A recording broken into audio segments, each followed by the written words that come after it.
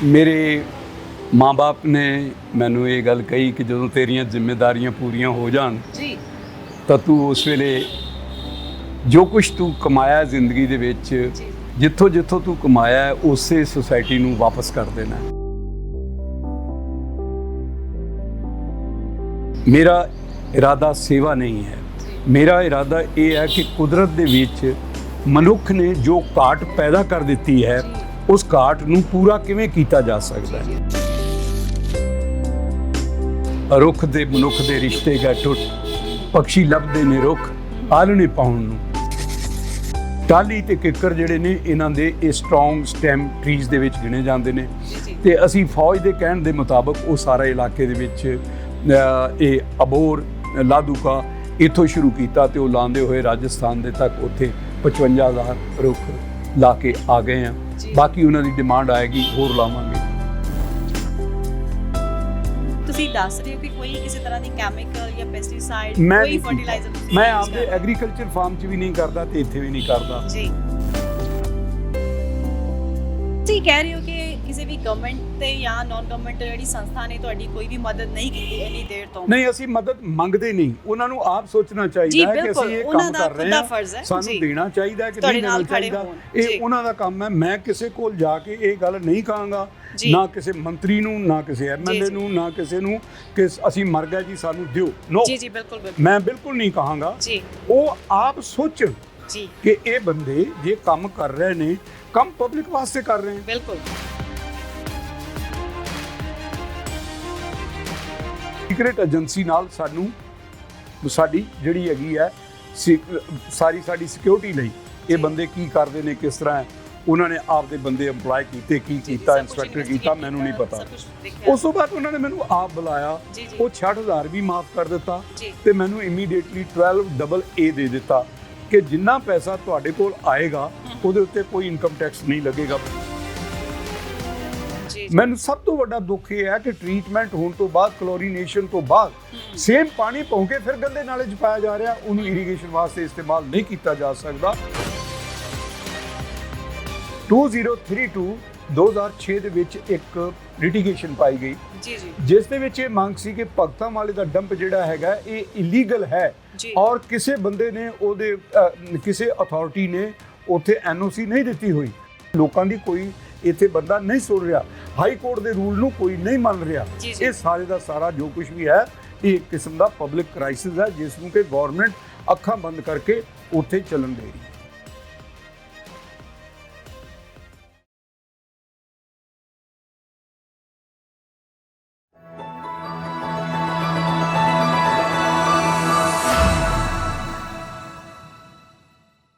Punjabi national TV देख रहे तमाम दर्शकों का मैं नीता स्वागत करती हाँ जी।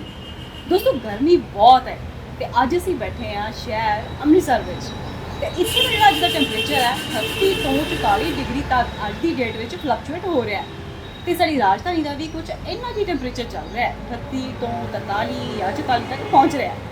आप रौला तो बहुत पाने कि हाय गर्मी बहुत हो गई है, बहुत ज़्यादा लू वग रही है, पर ਤੁਹਾਨੂੰ ਨਹੀਂ ਲੱਗਦਾ ਕਿਤੇ ਨਾ ਕਿਤੇ ਅਸੀਂ ਖੁਦ ਹੀ ਇਸ ਸਾਰੇ ਦੇ ਜ਼ਿੰਮੇਵਾਰ ਹਾਂ।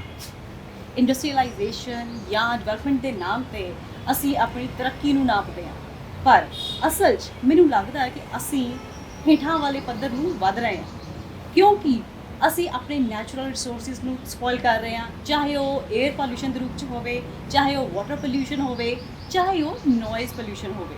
ਤਾਂ ਕਿਸੇ ਨਾ ਕਿਸੇ ਤਰ੍ਹਾਂ ਅਸੀਂ ਛੋਟੇ ਤੋਂ ਛੋਟੇ ਲੈਵਲ ਤੋਂ ਬੰਦਾ ਲੈ ਲਈਏ ਜਾਂ ਕੋਈ ਵੱਡੇ ਇੰਡਸਟਰੀਅਲਿਸਟ ਹੈਗੇ ਨੇ, ਹਰ ਤਰ੍ਹਾਂ ਇਸ ਜਿਹੜੀ ਸਪੋਇਲਾਈਜੇਸ਼ਨ ਹੈਗੀ ਹੈ ਉਹਦੇ ਵਿੱਚ ਆਪਣਾ ਯੋਗਦਾਨ ਪਾ ਰਿਹਾ ਹੈ। ਤਾਂ ਅਸੀਂ ਬੜੀ ਹੁੱਬ ਕੇ ਕਹਿੰਦੇ ਜੀ ਅਸੀਂ ਡਿਵੈਲਪਮੈਂਟ ਕਰ ਰਹੇ ਹਾਂ ਜੀ। ਅਤੇ ਮੈਂ ਸਮਝਦੀ ਹਾਂ ਕਿ ਜਿੱਥੇ ਆਪਾਂ ਇੰਨੀ ਖਰਾਬੀ ਕਰ ਰਹੇ ਹਾਂ ਵਾਤਾਵਰਨ ਦੀ, ਉੱਥੇ ਥੋੜ੍ਹਾ ਸਾਨੂੰ ਇਹਨੂੰ ਬਚਾਉਣ ਦਾ ਵੀ ਯੋਗਦਾਨ ਕਰ ਲਈਏ ਤਾਂ ਚੰਗੀ ਗੱਲ ਹੋਵੇਗੀ। ਦੋਸਤੋ ਮੈਨੂੰ ਲੱਗਦਾ ਕਿ ਅੱਜ ਬਿਜ਼ੀ ਲਾਈਫ 'ਚ ਕਿਸੇ ਕੋਲ ਵੀ ਇੰਨਾ ਵਕਤ ਨਹੀਂ ਹੈ ਕਿ ਅਸੀਂ ਵਾਤਾਵਰਨ ਬਾਰੇ ਸੋਚ ਸਕੀਏ, ਆਪਣੀ ਆਬੋ ਹਵਾ ਬਾਰੇ ਸੋਚ ਸਕੀਏ। ਪਰ ਅੱਜ ਦੀ ਤਰੀਕ ਵਿੱਚ ਵੀ ਕੁਝ ਲੋਕ ਅਜਿਹੇ ਨੇ ਕਿ ਜਿਹੜੇ ਆਪਣੀ ਸੈਲਫਿਸ਼ ਮੋਟਿਵ ਨੂੰ ਵਿੱਚ ਨਹੀਂ ਲਿਆਉਂਦੇ ਜਾਂ ਉਹਨਾਂ ਦੀ ਕੋਈ ਇੱਦਾਂ ਦੀ ਮਨਸ਼ਾ ਨਹੀਂ ਹੈ ਕਿ ਉਹ ਇਹ ਸੋਚਦੇ ਨੇ ਕਿ ਅਸੀਂ ਇਸ ਕੰਮ ਤੋਂ ਕੁਝ ਖੱਟਣਾ ਹੈ। ਉਹ ਬਿਨਾਂ ਕਿਸੇ ਆਪਣੇ ਸੈਲਫਿਸ਼ ਮੋਟਿਵ ਤੋਂ ਵਾਤਾਵਰਨ ਨੂੰ ਆਪਣਾ ਕੀਮਤੀ ਵਕਤ ਆਪਣੀ ਜੇਬ ਚੋਂ ਖਰਚਾ ਤੇ ਆਪਣੀ ਪੂਰੀ ਜਿਹੜੀ ਇਹਦੇ ਵਿੱਚ ਤਨ ਮਨ ਧਨ ਨਾਲ ਸੇਵਾ ਕਰ ਰਹੇ ਨੇ, ਅਜਿਹੀ ਹੀ ਸ਼ਖਸੀਅਤ ਅੱਜ ਅਸੀਂ ਤੁਹਾਡੇ ਰੂਬਰੂ ਕਰ ਰਹੇ ਹਾਂ। ਤੇ ਉਹਨੇ ਅੰਮ੍ਰਿਤਸਰ ਵਿੱਚ ਪੋਲਿਊਸ਼ਨ ਕੰਟਰੋਲ ਸੁਸਾਇਟੀ ਦੇ ਪ੍ਰੈਜ਼ੀਡੈਂਟ ਮਿਸਟਰ PS ਪੱਟੀ। ਸਰ ਜੀ ਤੁਹਾਡਾ ਬਹੁਤ ਬਹੁਤ ਸਵਾਗਤ ਹੈ ਜੀ। ਮਿਹਰਬਾਨੀ ਜੀ ਭੱਟੀ ਸਾਹਿਬ, ਤੁਸੀਂ ਆਪਣੀ ਪ੍ਰੋਫਾਈਲ ਬਾਰੇ ਦਰਸ਼ਕਾਂ ਨੂੰ ਦੱਸੋ, ਕਿਉਂਕਿ ਤੁਸੀਂ ਐਡੀ ਵੱਡੀ ਸੰਸਥਾ ਲਈ ਕੰਮ ਕਰ ਰਹੇ ਹੋ, ਪੋਲਿਊਸ਼ਨ ਕੰਟਰੋਲ ਕਮੇਟੀ। ਅੱਜ ਦੀ ਡੇਟ ਵਿੱਚ ਤਾਂ ਕੋਈ ਆਪਣੇ ਲਈ ਬੜਾ ਔਖੇ ਹੋ ਕੇ ਟਾਈਮ ਕੱਢਦਾ, ਤੁਸੀਂ ਸੁਸਾਇਟੀ ਨੂੰ ਇੰਨਾ ਵੱਡਾ ਕੰਟਰੀਬਿਊਟ ਕਰ ਰਹੇ ਹੋ, ਤੇ ਕਿਵੇਂ ਤੁਹਾਨੂੰ ਲੱਗਾ ਕਿ ਮੈਂ ਇਸ ਸੁਸਾਇਟੀ ਲਈ, ਇਸ ਆਬੋ ਹਵਾ ਲਈ, ਇਸ ਵਾਤਾਵਰਣ ਲਈ ਕੁਝ ਕੰਮ ਕਰਾਂ? ਕਿੱਦਾਂ ਸੋਚਿਆ?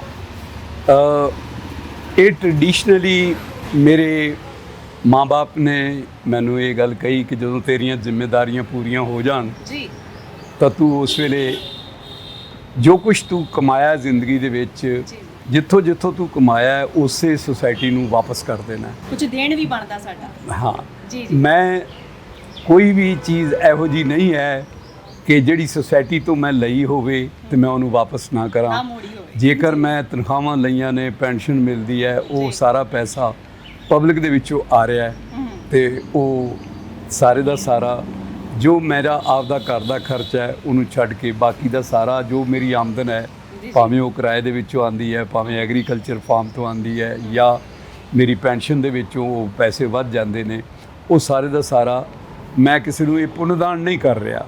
ਮੈਂ ਇਸ ਨਜ਼ਰੀਏ ਨਾਲ ਕਿ ਸਮਾਜ ਨੇ ਮੈਨੂੰ ਦਿੱਤਾ ਸੀ ਤੇ ਮੈਂ ਸਮਾਜ ਨੂੰ ਮੋੜ ਦਿਆਂ, ਕਿਉਂਕਿ ਮੇਰੇ ਤਿੰਨੇ ਬੱਚੇ ਜਿਹੜੇ ਨੇ ਉਹ ਆਪਦੀਆਂ ਥਾਵਾਂ ਤੇ ਬਹੁਤ ਅੱਛੇ ਜ਼ਿੰਦਗੀ ਬਿਤਾ ਰਹੇ ਨੇ।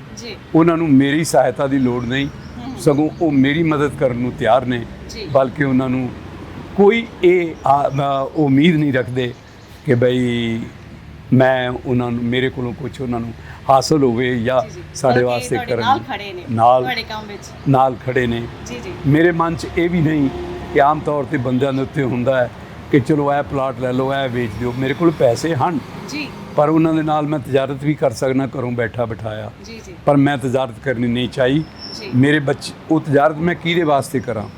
ਜੋ ਮੇਰੇ ਬੱਚੇ ਠੀਕ ਸੈਟਲ ਨੇ, ਮੇਰੀ ਜ਼ਿੰਮੇਵਾਰੀ ਪੂਰੀ ਹੋ ਚੁੱਕੀ ਹੈ, ਜੋ ਮੇਰੇ ਕੋਲੇ ਬਾਕੂ ਵੱਧ ਰਿਹਾ ਹੈ ਉਹ ਸਾਰੇ ਦਾ ਸਾਰਾ ਮੈਂ ਪੋਲਿਊਸ਼ਨ ਕੰਟਰੋਲ ਕਮੇਟੀ ਤੇ ਮਿਸ਼ਨਰੀ ਖੁਦਾਈ ਖਿਦਮਤਗਾਰਾਂ ਦੇ ਕੰਮ ਦੇ ਵਿੱਚ ਲਾ ਕੇ, ਇਹ ਮੈਂ ਕੋਈ ਸੇਵਾ ਨਹੀਂ ਕਰ ਰਿਹਾ।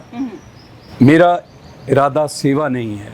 ਮੇਰਾ ਇਰਾਦਾ ਇਹ ਹੈ ਕਿ ਕੁਦਰਤ ਦੇ ਵਿੱਚ ਮਨੁੱਖ ਨੇ ਜੋ ਘਾਟ ਪੈਦਾ ਕਰ ਦਿੱਤੀ ਹੈ, ਉਸ ਘਾਟ ਨੂੰ ਪੂਰਾ ਕਿਵੇਂ ਕੀਤਾ ਜਾ ਸਕਦਾ ਹੈ। ਜੋ ਅਸੀਂ ਸਾਡੀਆਂ ਹਰਕਤਾਂ ਦੇ ਨਾਲ ਅਸੀਂ ਕੁਦਰਤ ਨੂੰ ਤਬਾਹ ਕੀਤਾ ਹੈ, ਉਸ ਕੁਦਰਤ ਨੂੰ ਅਸੀਂ ਫਿਰ ਦੁਬਾਰਾ ਸੁਰਜੀਤ ਕਿਵੇਂ ਕਰੀਏ। ਜਿਵੇਂ ਕਿ ਮੈਂ ਤੁਹਾਨੂੰ ਇੱਕ ਨਜ਼ਮ ਵੀ ਪੜ੍ਹ ਕੇ ਸੁਣਾਈ ਸੀ ਕਿ ਰੁੱਖ ਦੇ ਮਨੁੱਖ ਦੇ ਰਿਸ਼ਤੇ ਗਾ ਟੁੱਟ, ਪਕਸ਼ੀ ਲੱਭਦੇ ਨੇ ਰੁੱਖ ਆਲਣੇ ਪਾਉਣ ਨੂੰ। ਇਹ ਇਸ ਤਰ੍ਹਾਂ ਦੀਆਂ ਗੱਲਾਂ ਹੋ ਗਈਆਂ ਨੇ ਤੇ ਅਸੀਂ ਜੋ ਵੀ ਹੈ ਵਾਤਾਵਰਣ ਵਾਸਤੇ ਉਹ ਸਾਰਾ ਕੰਮ ਕਰਦੇ ਪਏ ਜੀ। ਸਰ, ਤੁਸੀਂ ਇੱਕ ਜ਼ਿਕਰ ਕੀਤਾ ਮਿਸ਼ਨਰੀ ਖੁਦਾਈ ਖਿਦਮਤਗਾਰਾਂ। ਹਾਂ, ਇਹ ਤੁਸੀਂ ਜਿਹੜਾ ਲਫ਼ਜ਼ ਹੈ ਇਹ ਕਿੱਥੋਂ ਇਕੱਠੇ ਕੀਤੇ ਨੇ? ਇਹ ਨਾਮ ਕਿਵੇਂ ਇਹ ਚੁਣਿਆ?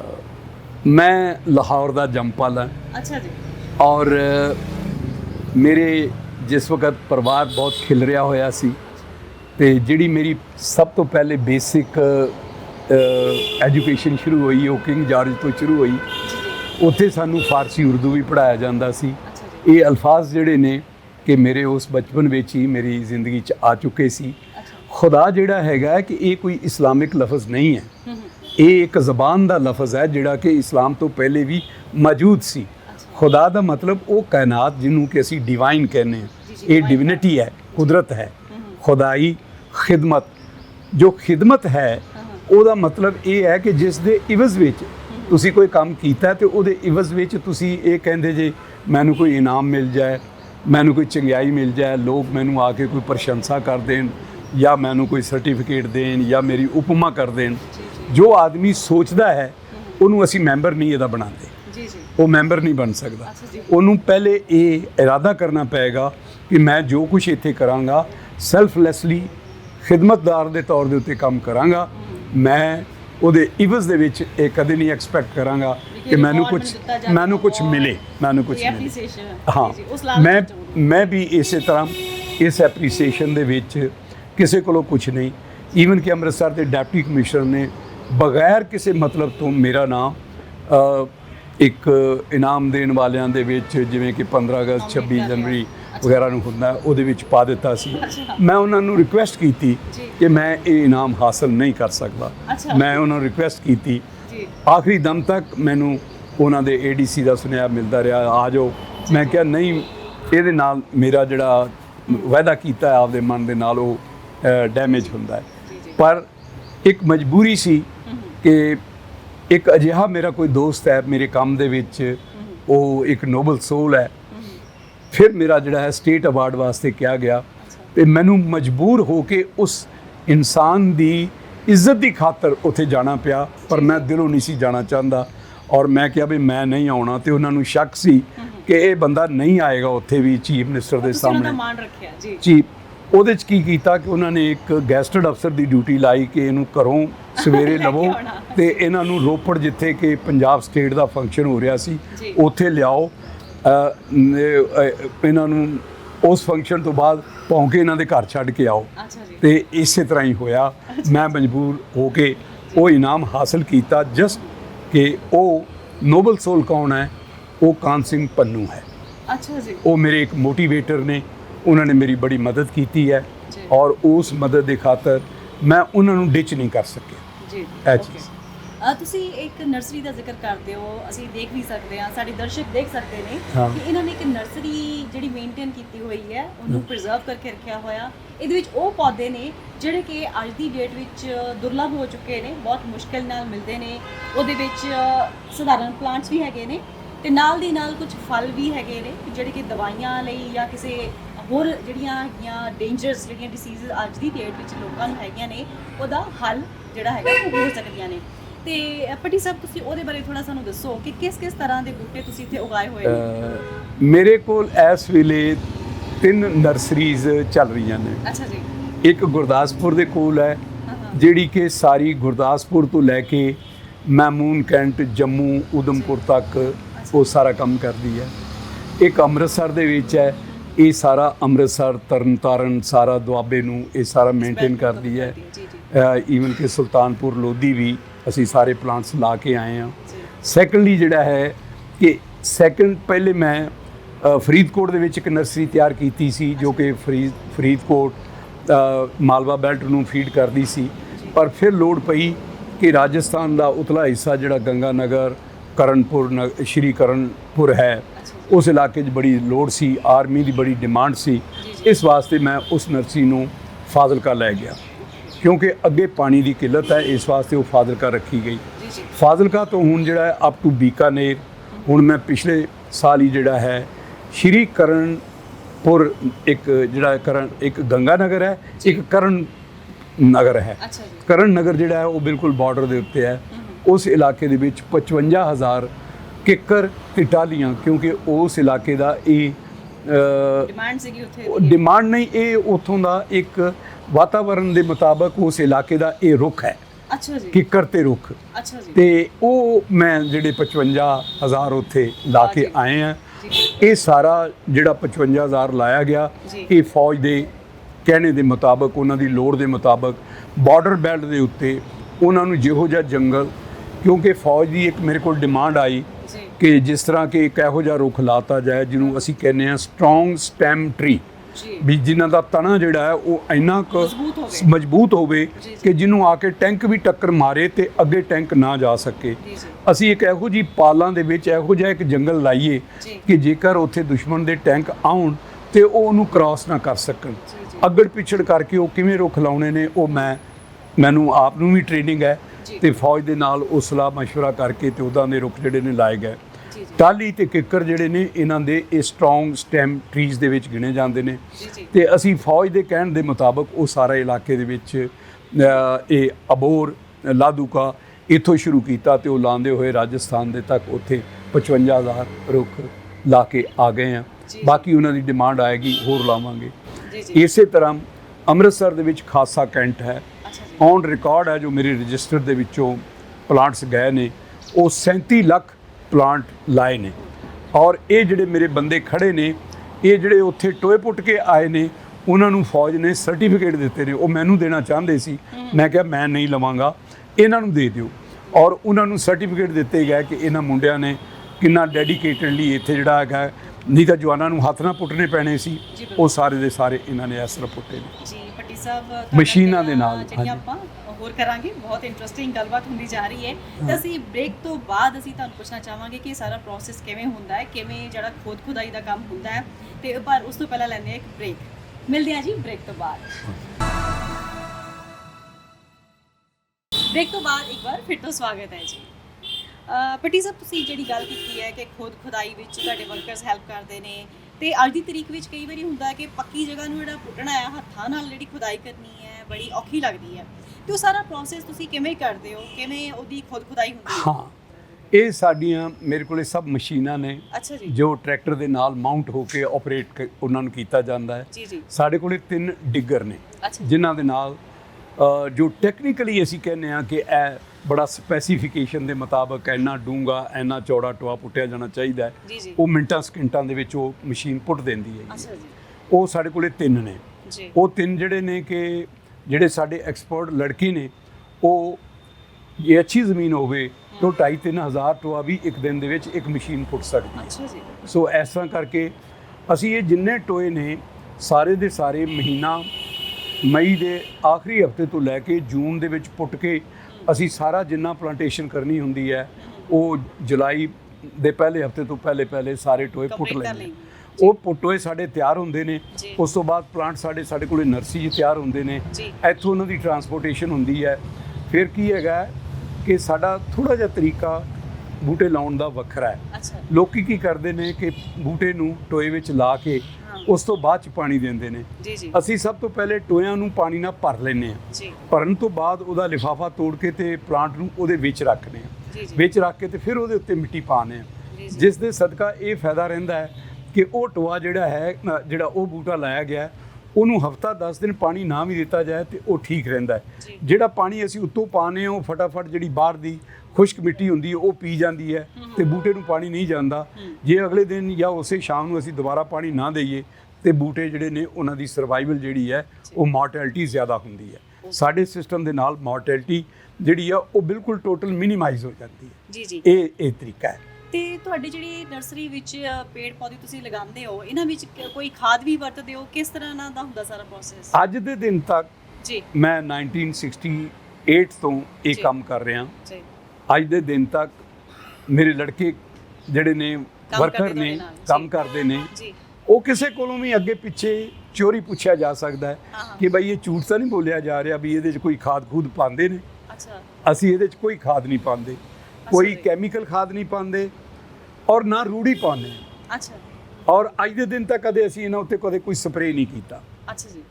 ਕੋਈ ਕਦੇ ਇਹਨਾਂ ਦੇ ਉੱਤੇ ਕੋਈ ਕਿਸੇ ਕਿਸਮ ਦਾ ਪੈਸਟੀਸਾਈਡ, ਵੀਡੀਸਾਈਡ। ਮਤਲਬ ਲਗਭਗ ਤੁਸੀਂ ਜਿੱਦਾਂ ਦੱਸ ਰਹੇ ਹੋ 52 ਕੁ ਸਾਲ ਹੋ ਗਏ ਨੇ ਮੈਨੂੰ ਲੱਗਦਾ। ਮੈਨੂੰ 52 ਇਹ 53rd ਈਅਰ ਹੈ ਮੈਨੂੰ ਇਹ ਕੰਮ ਕਰਦੇ ਹਾਂ। ਜੀ ਜੀ ਜੀ। ਤੇ ਉਦੋਂ ਤੋਂ ਲੈ ਕੇ ਹੁਣ ਤੱਕ ਤੁਸੀਂ ਦੱਸ ਰਹੇ ਹੋ ਕਿ ਕੋਈ ਕਿਸੇ ਤਰ੍ਹਾਂ ਦੀ ਕੈਮੀਕਲ ਜਾਂ ਪੈਸਟੀਸਾਈਡ, ਕੋਈ ਫਰਟੀਲਾਈਜ਼ਰ ਤੁਸੀਂ? ਮੈਂ ਆਪਦੇ ਐਗਰੀਕਲਚਰ ਫਾਰਮ 'ਚ ਵੀ ਨਹੀਂ ਕਰਦਾ ਤੇ ਇੱਥੇ ਵੀ ਨਹੀਂ ਕਰਦਾ ਜੀ। ਤੇ ਤੁਸੀਂ ਨਰਸਰੀ ਵਿੱਚ ਮੈਂ ਕਾਫੀ ਨੋਟਿਸ ਕੀਤਾ ਕਿ ਜਿਹੜੇ ਖਾਲੀ ਪਲਾਸਟਿਕ ਦੀਆਂ ਬੋਟਲਸ ਹੁੰਦੀਆਂ ਨੇ ਤੇ ਨਾਲ ਦੀ ਨਾਲ ਕੁਝ ਬੋਟਲਸ ਹੁੰਦੀਆਂ ਨੇ, ਮੈਂ ਦੇਖਿਆ ਕਿ ਤੁਸੀਂ ਉਹਨਾਂ ਨੂੰ ਯੂਜ਼ ਕੀਤਾ ਹੋਇਆ, ਜਾਂ ਜਿਹੜੇ ਦੁੱਧ ਦੇ ਪੈਕੇਟ ਹੁੰਦੇ ਨੇ ਆਪਾਂ ਵੇਰਕਾ ਤੋਂ ਲੈਂਦੇ ਆ, ਉਹ ਵੀ ਯੂਜ਼ ਕੀਤੇ ਨੇ। ਅੱਜ ਦੇ ਦਿਨ ਤੱਕ 52 ਸਾਲ 53 ਸਾਲ ਹੋ ਗਏ ਨੇ ਮੈਨੂੰ ਕੰਮ ਕਰਦੇ। ਕੇਂਦਰ ਸਰਕਾਰ ਜਾਂ ਪੰਜਾਬ ਸਰਕਾਰ ਨੇ ਮੈਨੂੰ ਇੱਕ ਨਿੱਕਾ ਪੈਸਾ ਇਸ NGO ਨੂੰ ਨਹੀਂ ਦਿੱਤਾ, ਜਦੋਂ ਕਿ NGO ਨੂੰ ਉਹ ਬੇਇੰਤਹਾ ਪੈਸਾ ਦਿੰਦੇ ਨੇ। ਸਾਨੂੰ ਕੋਈ ਪੈਸਾ ਨਹੀਂ ਦਿੱਤਾ, ਸਾਨੂੰ ਕਿਸੇ ਹੋਰ ਸੰਸਥਾ ਨੇ ਨਹੀਂ। ਪ੍ਰਾਈਵੇਟ ਲੋਕ ਕੁਝ ਹੈਗੇ ਨੇ ਜਿਹੜੇ ਕਿ ਇੱਕ ਮਹੀਨੇ ਦੇ ਵਿੱਚ ਇਸ ਵੇਲੇ 12,500 ਰੁਪਇਆ ਸਾਨੂੰ ਪੈਸਾ ਦੇ ਰਹੇ ਨੇ।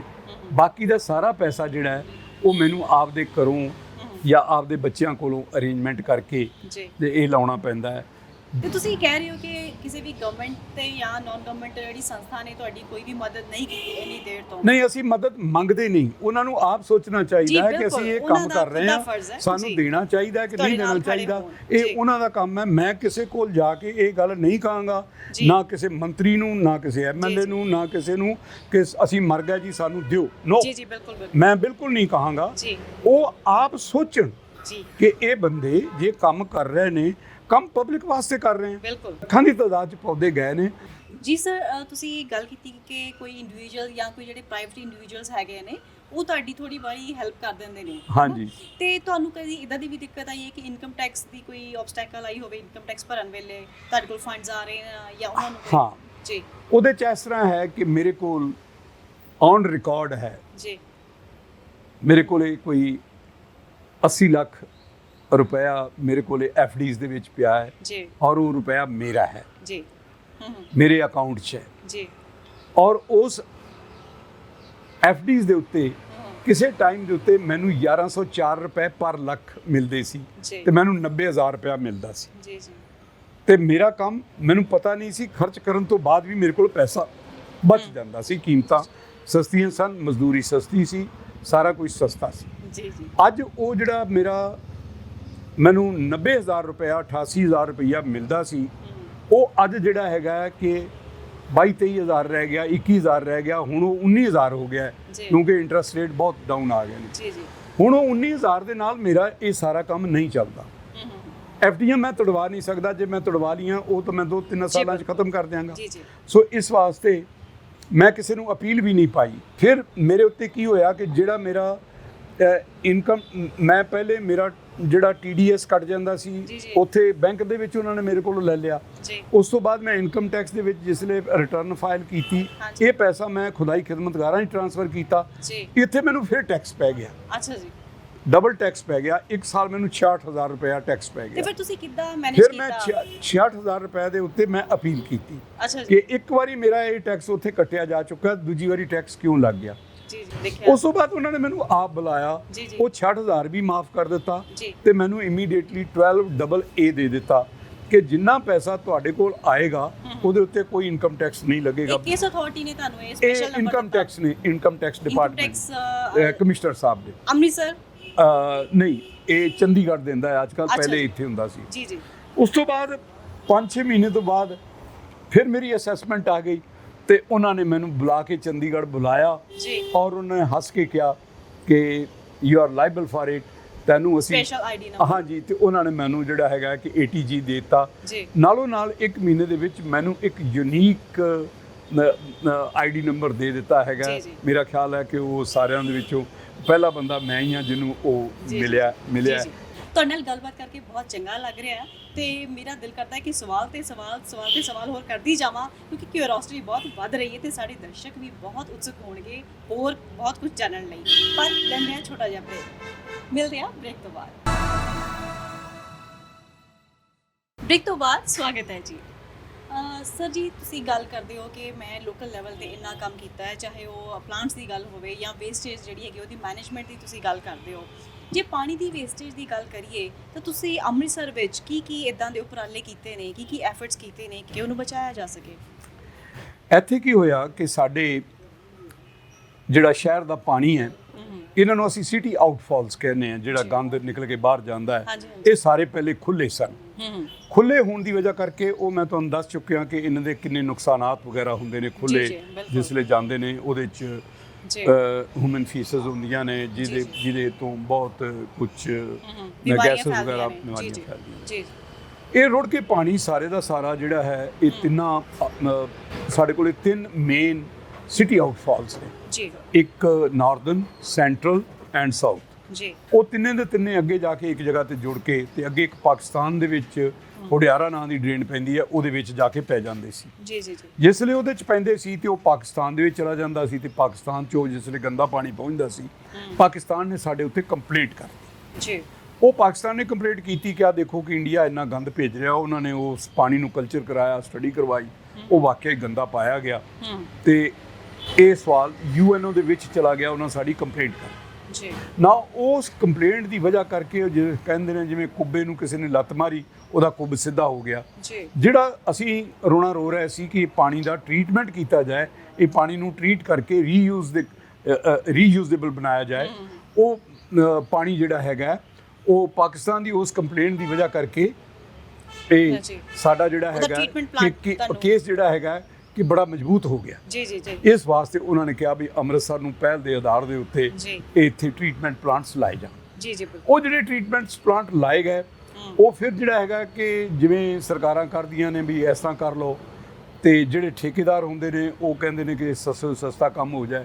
ਉਸ ਤੋਂ ਬਾਅਦ ਜਿਹੜਾ ਹੈਗਾ ਕਿ ਵੀ ਜਿਹੜੇ ਗਵਰਨਮੈਂਟ ਨੇ 3 ਥਾਵਾਂ ਦੇ ਖਾਪਰਖੇੜੀ, ਇੱਕ ਨਾਮਪੁਰ ਔਰ ਇੱਕ ਜਿਹੜਾ ਹੈਗਾ ਨਹਿਰੋਂ ਪਾਰ ਸੁਲਤਾਨਵਿੰਡ ਦੇ ਕੋਲ ਜਿਹੜਾ ਹੈ ਕਿ ਪਰ ਅਜੇ ਵੀ ਕੁਝ ਆਬਾਦੀਆਂ ਇਹੋ ਜਿਹੀਆਂ ਨੇ ਜਿਹੜੀਆਂ ਆਬਾਦੀਆਂ ਅਜੇ ਤੱਕ ਗਵਰਨਮੈਂਟ ਨੇ ਰੈਗੂਲਰਾਈਜ਼ ਨਹੀਂ ਕੀਤੀਆਂ। ਉਹਨਾਂ ਦਾ ਗੰਦ ਜਿਹੜਾ ਉਹ ਫਿਰ ਤੁੰਗ ਢਾਬ ਦੇ ਵਿੱਚ ਹੀ ਪੈ ਰਿਹਾ ਹੈ।